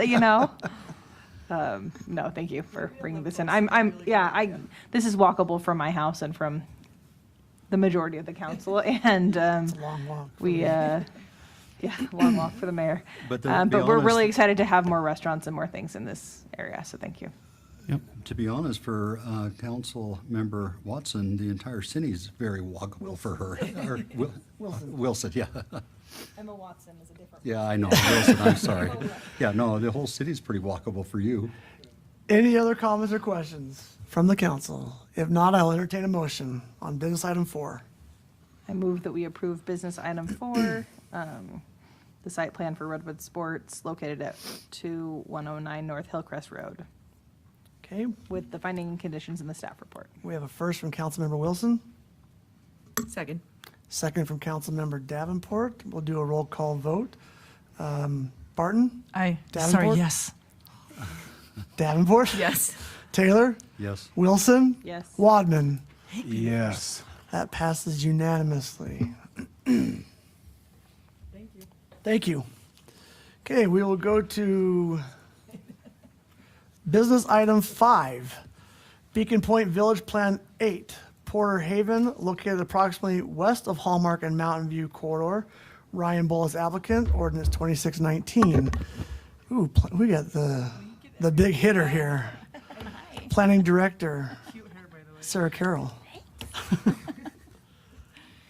All right, this is a new Village Plan 8, within the Beacon Point development. You can see the conceptual layout on the screen here. And this is the overall Beacon Point development. So this is very close to the temple site. And then what you see here is the proposed project details. So about 45 acres, 4.1 dwelling units per acre. And they're within the district area plan and the planned community zone. So they get a lot of flexibility in proposing standards. So you'll see that in this document here. And then you'll see their phasing Sarah, plan. can you get a little closer to the mic? Oh, okay. I'm gonna eat it. Thank you, that's great. Yep, you got the ability to hear yourself. Wow. Yep. All right. So there will be 3 phases. There will be some single-family product ranging in lot sizes, and then some townhome product as well. And here's a more detailed layout of what we're talking about with the lot sizes and the townhomes. And then the development standards. So in the document, you'll see a lot of details related to development standards. This is how this process is meant to work. They're meant to provide and propose development standards. And then this here is their inspiration for their architecture. We don't see a lot of people building historic architecture, and that's not the goal. The goal is that they use these elements and themes that you see here in their architecture. And then they have written their standards to achieve that goal. And so you did notice in your report that you had a recommendation from the Planning Commission with a condition that prior to going to City Council for approval, that the applicant revise the architectural design standards to have stronger language, including required materials and colors on the street and open space facing elevations. So they have addressed that concern, and I can go through the ways. I apologize, this is a little bit smaller text.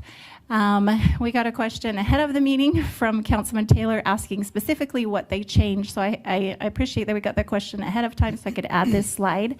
Updates since the Planning Commission.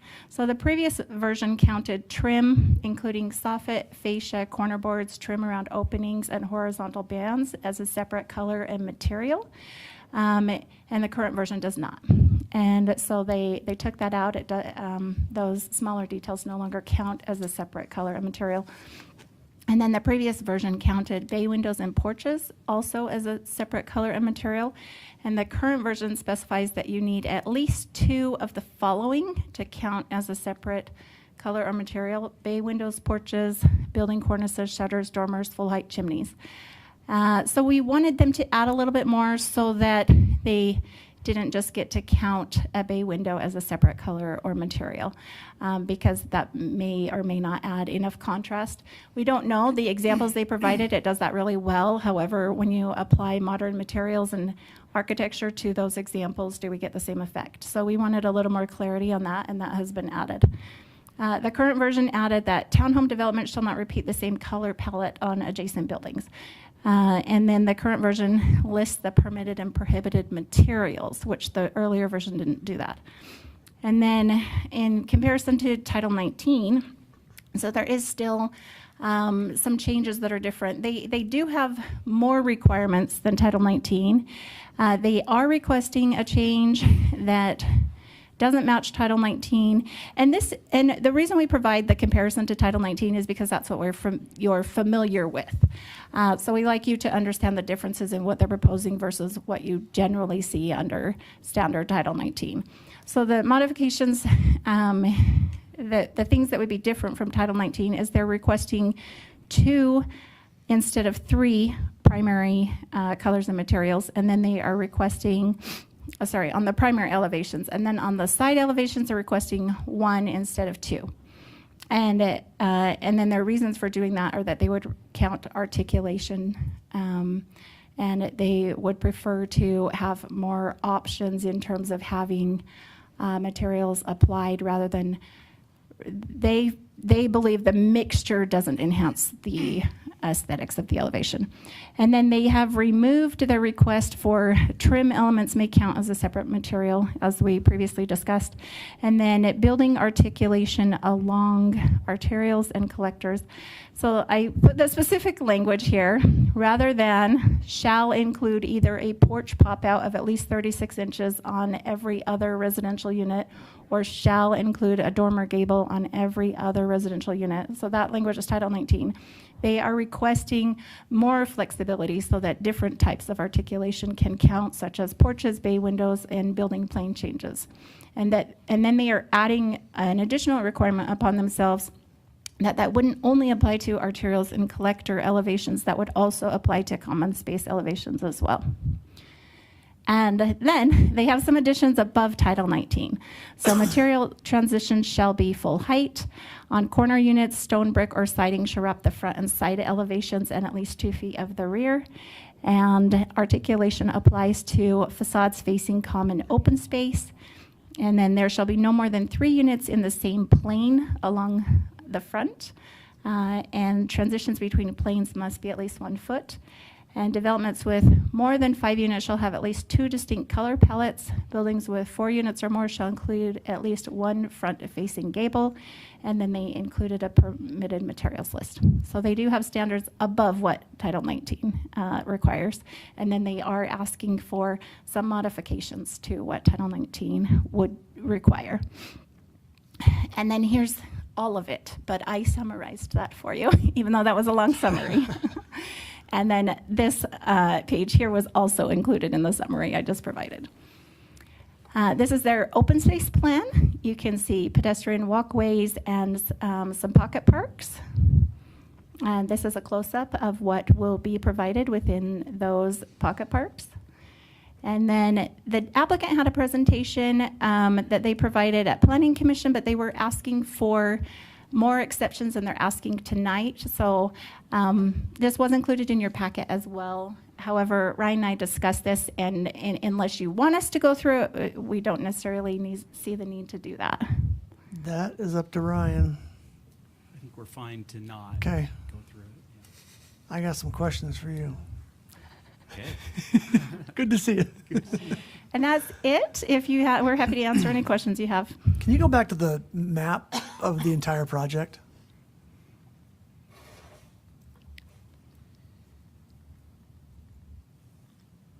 This one? Yeah.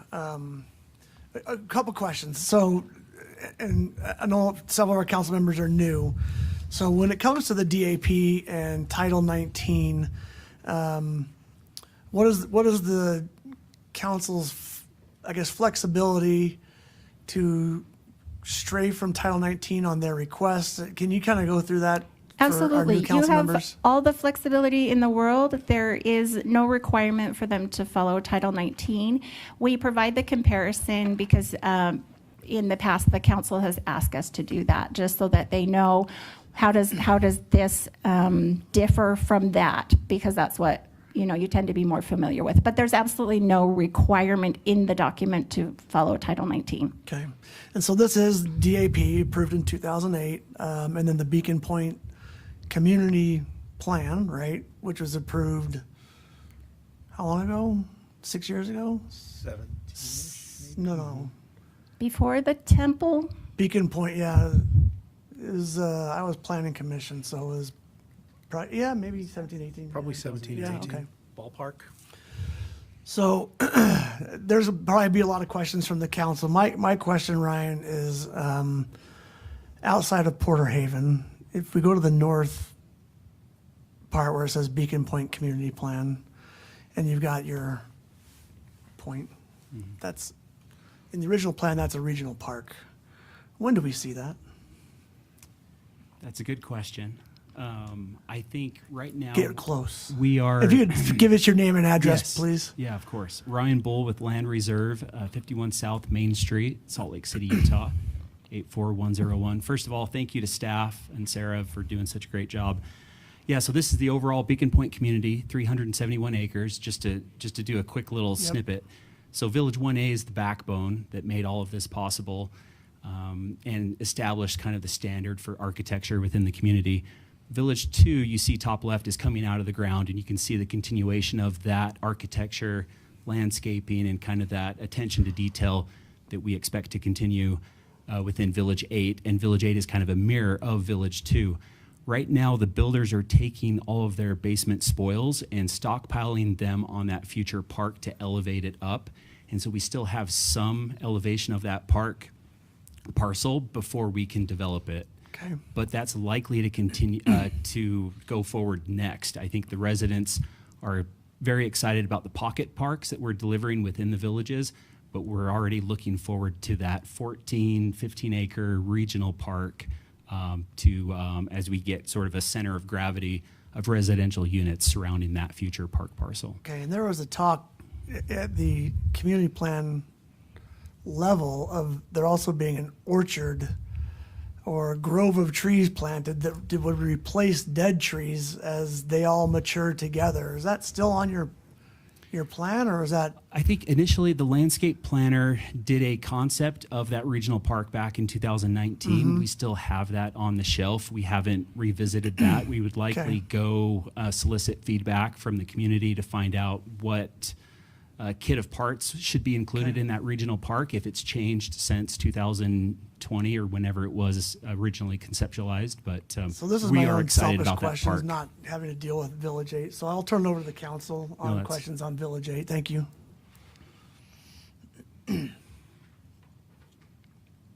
My questions also have to do with parks. So I'm noticing that open space and I am also new to council. I've obviously seen Beacon Point quite a bit. But I noticed that open space is only 2.4 of the almost 46 acres. Appreciate the small pocket parks; they're really helpful. I noticed that none of them are by the townhome area, which is probably the part that needs the space the most. Is that something you would ever consider? There is one pocket park within the townhome cluster along MVC, along Mountain View, kind of bottom left there. Okay. But yeah, the park actually in the center of this village plan, we're actually going to expand it slightly. Okay. But we are following that community plan, which really dictates the amount of open space within Village 8 and having these trail connections that feed into the future regional park. And are there any play structures at any point in these parks? I wasn't seeing them from the. we're still we're kind of at a schematic design of that park. And so what's included in the packet at this point in time is very preliminary, but there will be a small, tot lot play structure within that open space. Okay. So Park A is showing a play structure in the center. Okay, I thought that was a fountain, so thank you.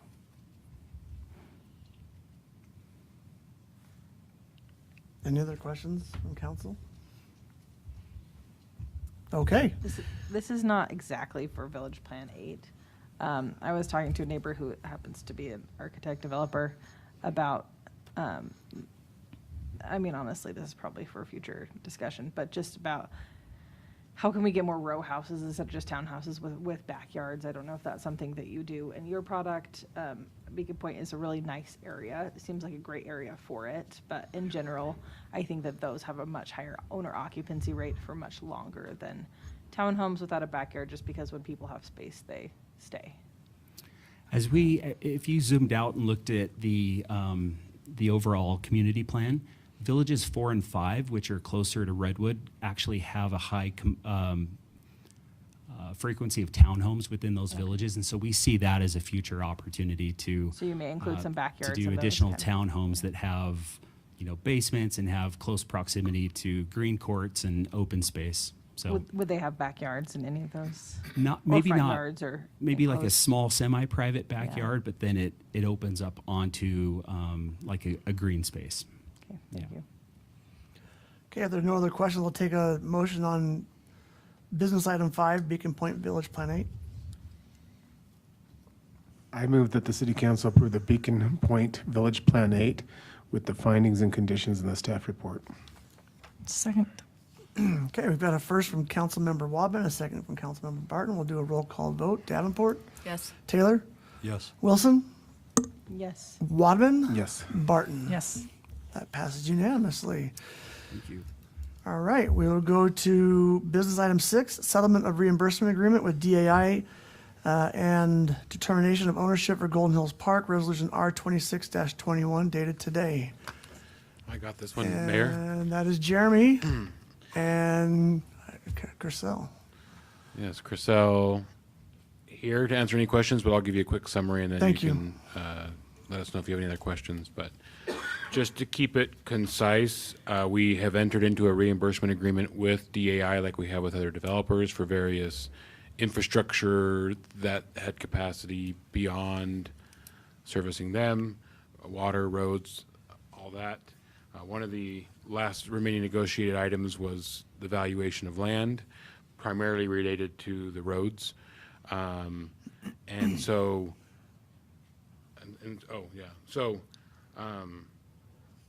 What we have here is kind of a global. Settlement. So I think we discussed this item in a previous council meeting.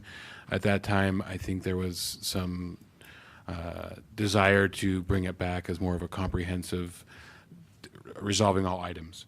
So I've kind of summarized those, but what this resolves, the big items, is the outstanding debate of land valuation, all the impact fee credits related to the different categories. There was some ongoing discussion over stormwater impact fees. DAI, as part of this, is willing to settle that.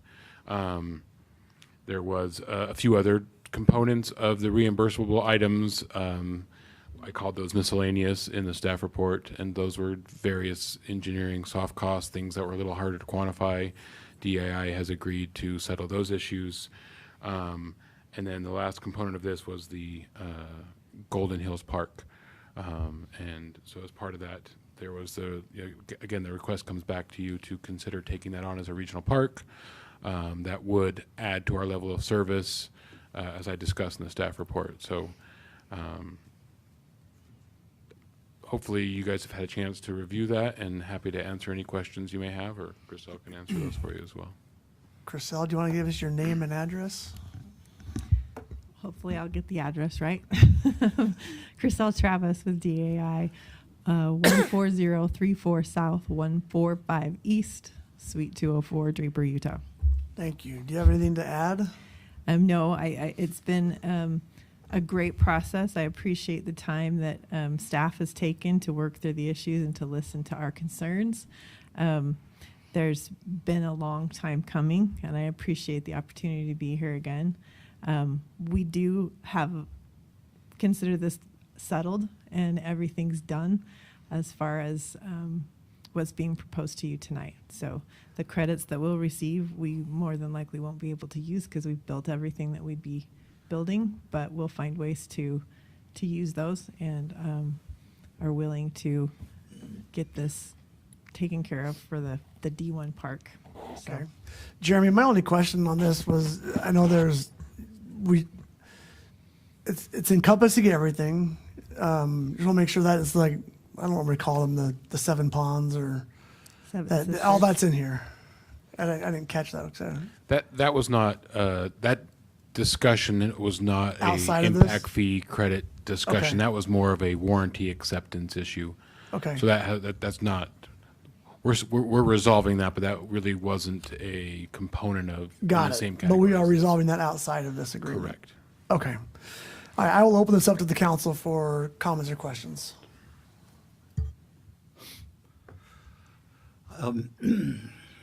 So, as one of the longest, if not the longest living, why, Watson, Wilson, I just can't get it together tonight. You walked in late, too. And I came in For the late. record. That was a heck of a drive coming from the Saul Palace this afternoon, or this evening. As one of the first families to move into the entire wildflower development, I recall that these parks were supposed to be developed for the HOA, all the residents of the wildflower development. And so there's still a question in my mind as to the original intent of this Golden Hills Park, whether it was supposed to be an HOA park or not. Can you speak to that?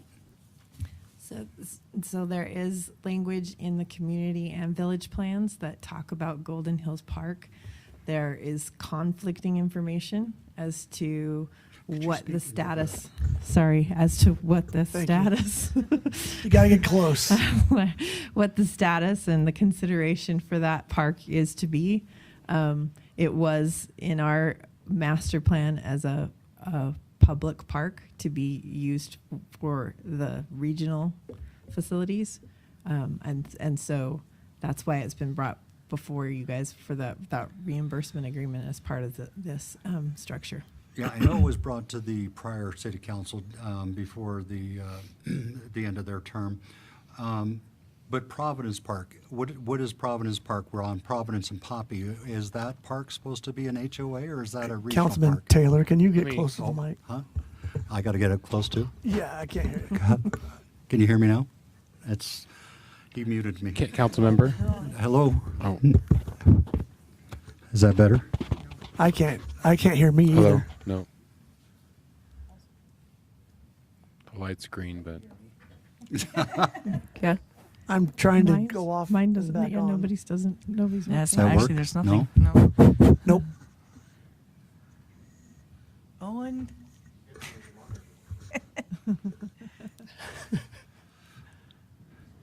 Didn't we just approve a fiber? Yeah.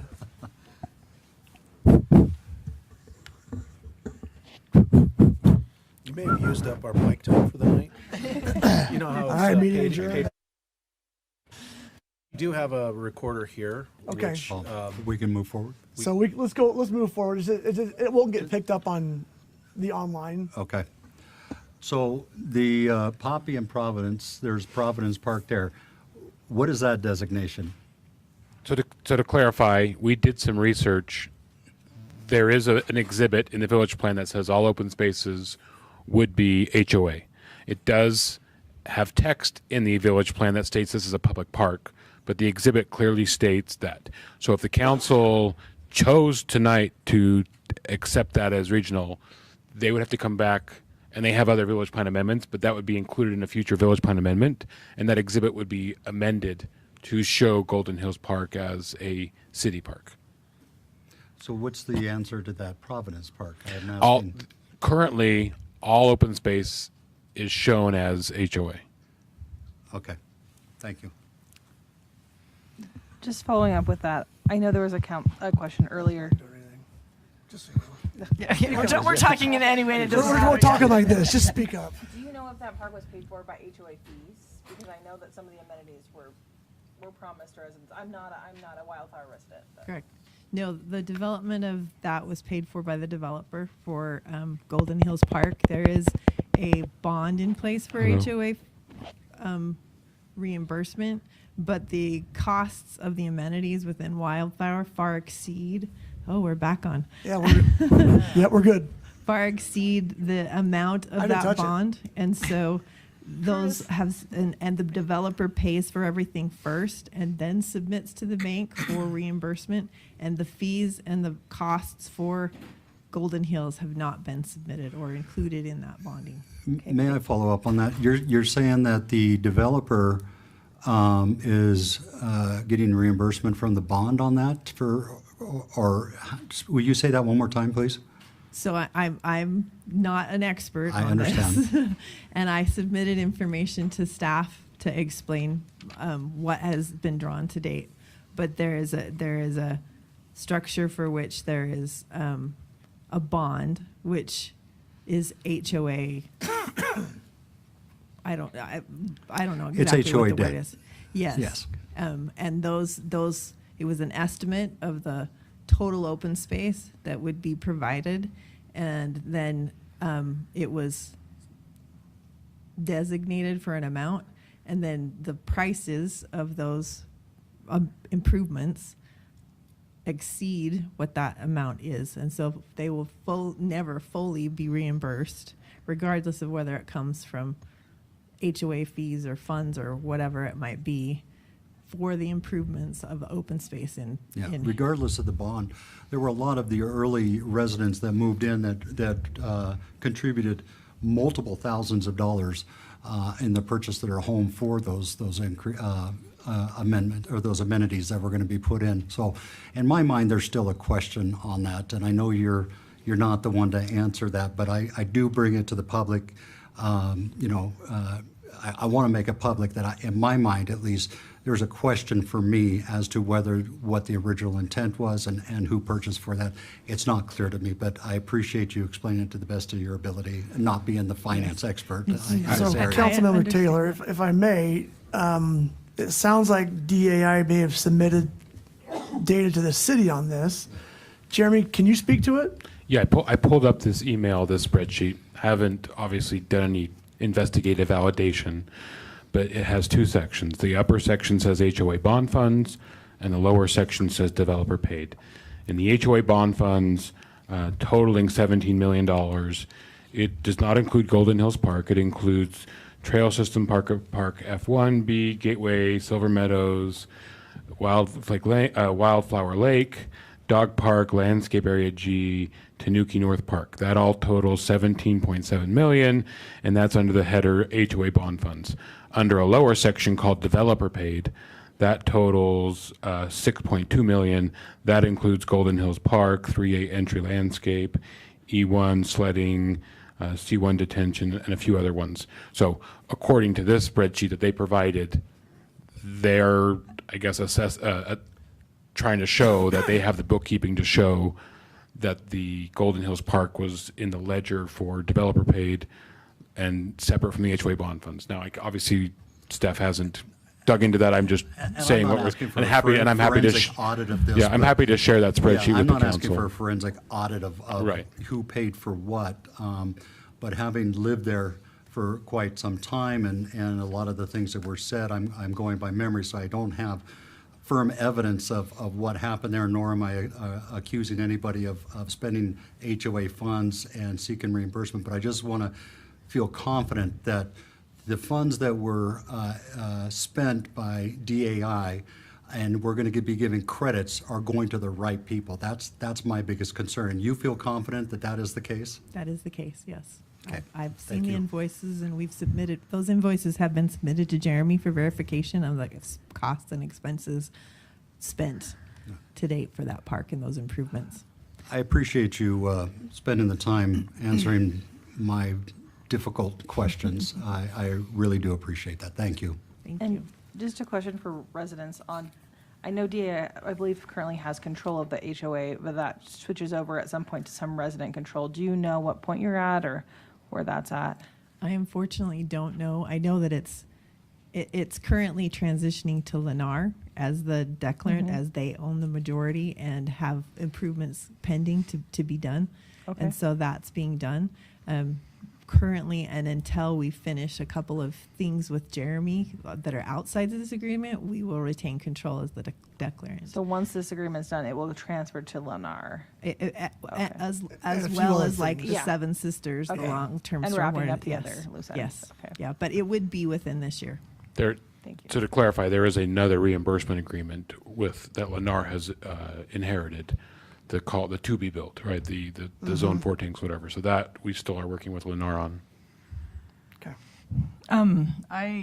Everybody knows how much opposition I've had towards this. For me, it doesn't meet the regional park that my vision for our city regional parks. I don't think there's enough open space. I mean, we can't hold big soccer games there. I feel like that's what our regional park should look like. But I want to say I do appreciate staff and Chriselle and everybody like working really hard and trying to making sure that there's something here for us to bring to us. So I do appreciate that, even though I've been against it from day one. But I do appreciate all the work from everybody. So thank you. Any other questions or comments? Okay. If not, Chriselle, anything else? Yep. If not, I'll entertain a motion from the council on business item 6, settlement of reimbursement agreement with DAI. I move that we approve the settlement reimbursement agreement with DAI and determination of ownership of Golden Hills Park Resolution R26-21 dated today with all the findings and conditions in the staff reports. Okay. We have a first from Councilmember Davenport and a second from Councilmember Wilson, correct? Okay. We'll do a roll call vote. Wilson? Yes. Wadman? Yes. Barton? Yes. Davenport? Yes. Taylor? No. Okay, that passes 4-1. Thank you. Thank you, Chriselle. We'll go to Thanks for business being almost item last. 7. You always make me laugh. I know, but me that's too. good. We like you to be here. We want.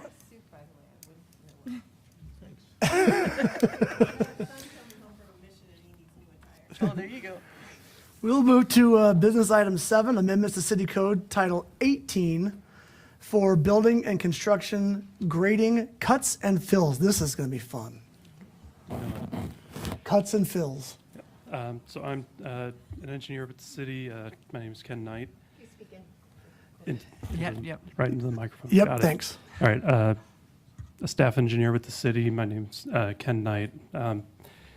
This code amendment changes the slope requirements for cuts and fills from 4-to-1 slope to a 3-to-1 slope.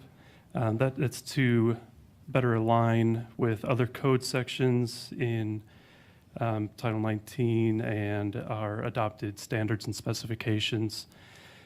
With this amendment, we're proposing an addition to a slope definition of a slope definition within grading setbacks. So this would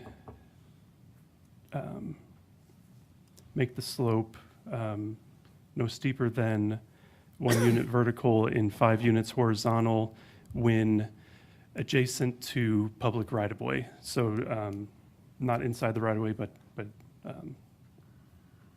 adjacent to it where the PUEs would go. It also limits the slopes to 3-to-1 in all of the places, so side yards, rear yards. And that is, oh, look at that. Got slides. Thank you, Sarah. So it's just really the 3 spots? Yep. Okay. And then, so that is it. Do you have any questions? Okay, I'll turn it over to the council. I move that we approve the. you hold have a on. question? Sorry. Can you just specify a little bit more of what you're hoping to address or the problem you're trying to solve with this particular code change? So the 3-to-1, yeah, it was to align, as I stated earlier, to align, we had some conflicting requirements in different parts of the code, where this 4-to-1 slope in the grading code was different than in our standards and specs. And so just it's to get that to align better, so development and grading processes, reviewing plan sets can move through smoother. So this is making this part of code in line with other parts of our code Right. to be similar. Right, yeah, so we're, yeah, so it, Okay. And to that point, I had spoken to Dan McRae earlier today, also one of our city engineers, and he indicated that the maintenance of that, some of the equipment that they use does better on the gentler slopes, because the tilt angle of some of the equipment that's used in maintaining those rights of ways, kind of that 3-to-1 is the sweet spot. And if you go over that, then it becomes potentially too great for the tilt factor on some of the equipment that's used in that regard. Any other questions from the council? If not, I will entertain a motion on business item 7, amendments to City Code Title 1805. I move to approve the proposed updates to Title 18.05 of the City Code. I second it. Okay, we've got a first from Councilmember Wilson, a second from Councilmember Wadman. We'll do a roll call vote. Barton? Davenport? Yes. Taylor? Yes. Wilson? Yes. Wadman? Yes. Barton? Yes. Oh, Did I already go? I think I did. just for the record, Twice. she voted I really twice. I really like She this. really likes this Thank code you, Dan. change. I really. That passes unanimously. All right, council, we have to recess our city council meeting and go into a meeting for the Saratoga Springs Community Development and Renewal Agency. Is everybody good to continue on? Okay, so we will recess our city council meeting temporarily, and I will call to order. Let me get the right agenda.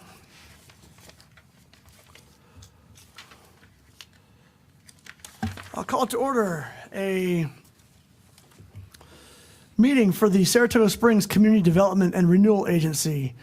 Present, we have Chair Chris Karn, Vice Chair Wadman, board members Barton, Davenport, Taylor, and Wilson. We are going to do a public hearing for Resolution 1, approving the fiscal year 26-27 CDRA tentative budget.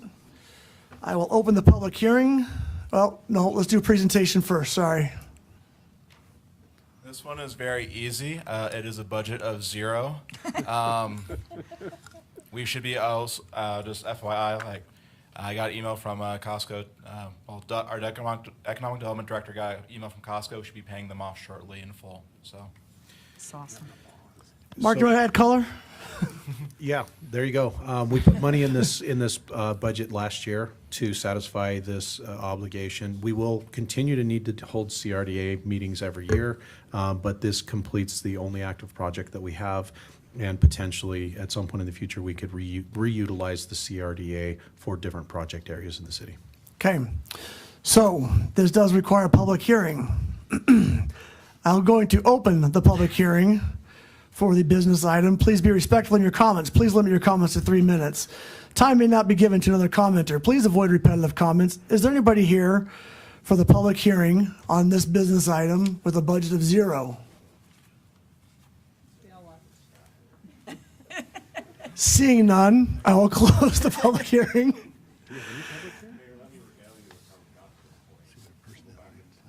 Okay, I do not recognize Assistant City Manager in his comments. So we need a motion on the public hearing. From a board member, please. Motion, like, meaning what? What are we? We need to approve the resolution. I move that we approve Oh, I see. Okay. the. Oh, thank you. Public hearing resolution. I move that we approve the proposed updates to title. Nope. Nope. No. wrong. Nope, on your paper. Look at your agenda. This one. You So, got yes, it? yeah, help out. I move that we approve the resolution approving the fiscal year 2026-2027 CRDA tentative budget, CRDA R26-01 dated today. Okay. Second. We've got a first from Board Member Wilson, a second from Board Member Davenport. We'll do a roll call vote. Vice Chair Wadman. Yes. Board Member Barton. Yes. Davenport. Yes. Taylor. Yes. Wilson. Yes. That is approved unanimously. We need a motion on our minutes. I move that we approve the minutes from May 6th, 2025. We have a first from Board second. Member Board Member Barton and a second from Board Member Wilson. All in favor? Yes. Yes. Yes. Any opposed? That passes unanimously. Thank you. We will now adjourn our CDRA meeting. That is adjourned, and we will call to order the local building authority meeting. Ooh, we're trustees here. Don't mess up. We're trustees. I'm gonna get there. Okay, hold on a second. For the city of Saratoga Springs, held at 8:10 on Tuesday, May 5th. Present, we have staff and Chair Karn, Trustee Wadman, Trustee Barton, Trustee Davenport, Trustee Taylor, and Trustee Wilson. We have a presentation. Spencer's earning his keep tonight. Yes, I get to repeat it next meeting too. So this is the local building authority. This one does have a budget. This is primarily used to pay off the bond for this building that we're in right now. We're also anticipating using the LBA to fund at least part of the future fire station going in. So if you notice there that we're requesting an increase in budget for next year to basically, we're not really sure what it will be, but we anticipate that there will be a need there. Okay. In the future, will that require a separate LBA meeting to do a budget amendment? Yes. Potentially, yes. Okay. All right. Thank you for that presentation. We will now have a public hearing. I'll open the hearing for the LBA public hearing item 1. Please be respectful in your comments. Please limit comments to 3 minutes. Time may not be given to another commenter. Please avoid repetitive comments. Is there anybody here for the public hearing item on the LBA public hearing 1? Chief? You ready? I was going to say nothing from Owen. Okay, seeing as we have no public hearing people, we will close the public hearing, and I will ask for a motion from the trustees. I move that we approve the resolution adopting a tentative budget for the fiscal year 2026-2027 for the local building authority of the City of Saratoga Springs, LBA R26-01. Second. Okay, we have a first from Trustee Taylor and a second from Trustee Davenport. We'll do a roll call vote. Trustee Wadman. Yes. Barton. Yes. Davenport. Yes. Taylor. Yes. Wilson. Yes. That passes unanimously, and we need a motion on what? Oh, yes. Thank you. Chair votes yes. Did I need to vote on the other one? Okay, thank you. Thanks for keeping us honest. And we need a motion on the minutes, please. I move that we approve the minutes for the LBA for May 6th, 2025. Second. We've got a first from Trustee Barton and a second from Trustee Taylor. All in favor? Yes. Yes. Yes. That's unanimous, 6-0. And we will adjourn our LBA meeting, and we will go back into the city council meeting for the city of Saratoga Springs, or reconvene. Are we in need of closed session? No. Okay. Mayor, I do need to apologize if we could go back to administrative Reports? reports. Yep.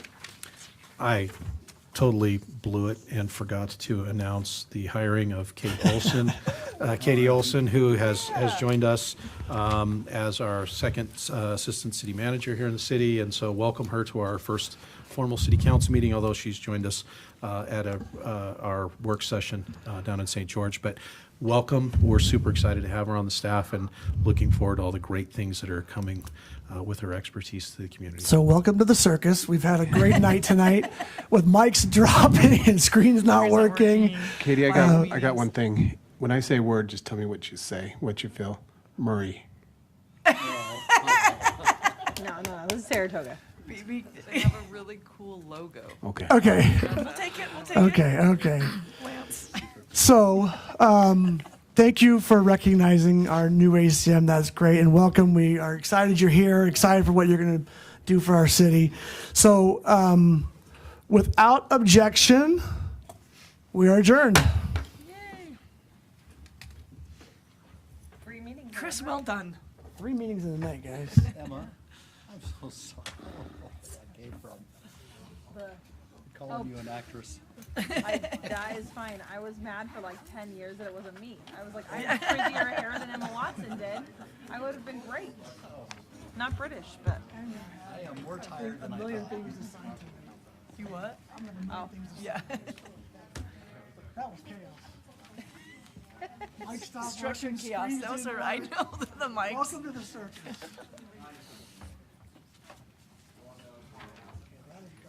all the last residents left right before the public hearing, so I was like, well.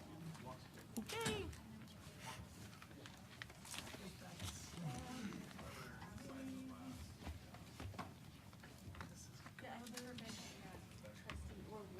So that's why I didn't get it right.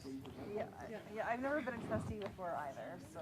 Hey, you guys are board members, council members. We're trustees.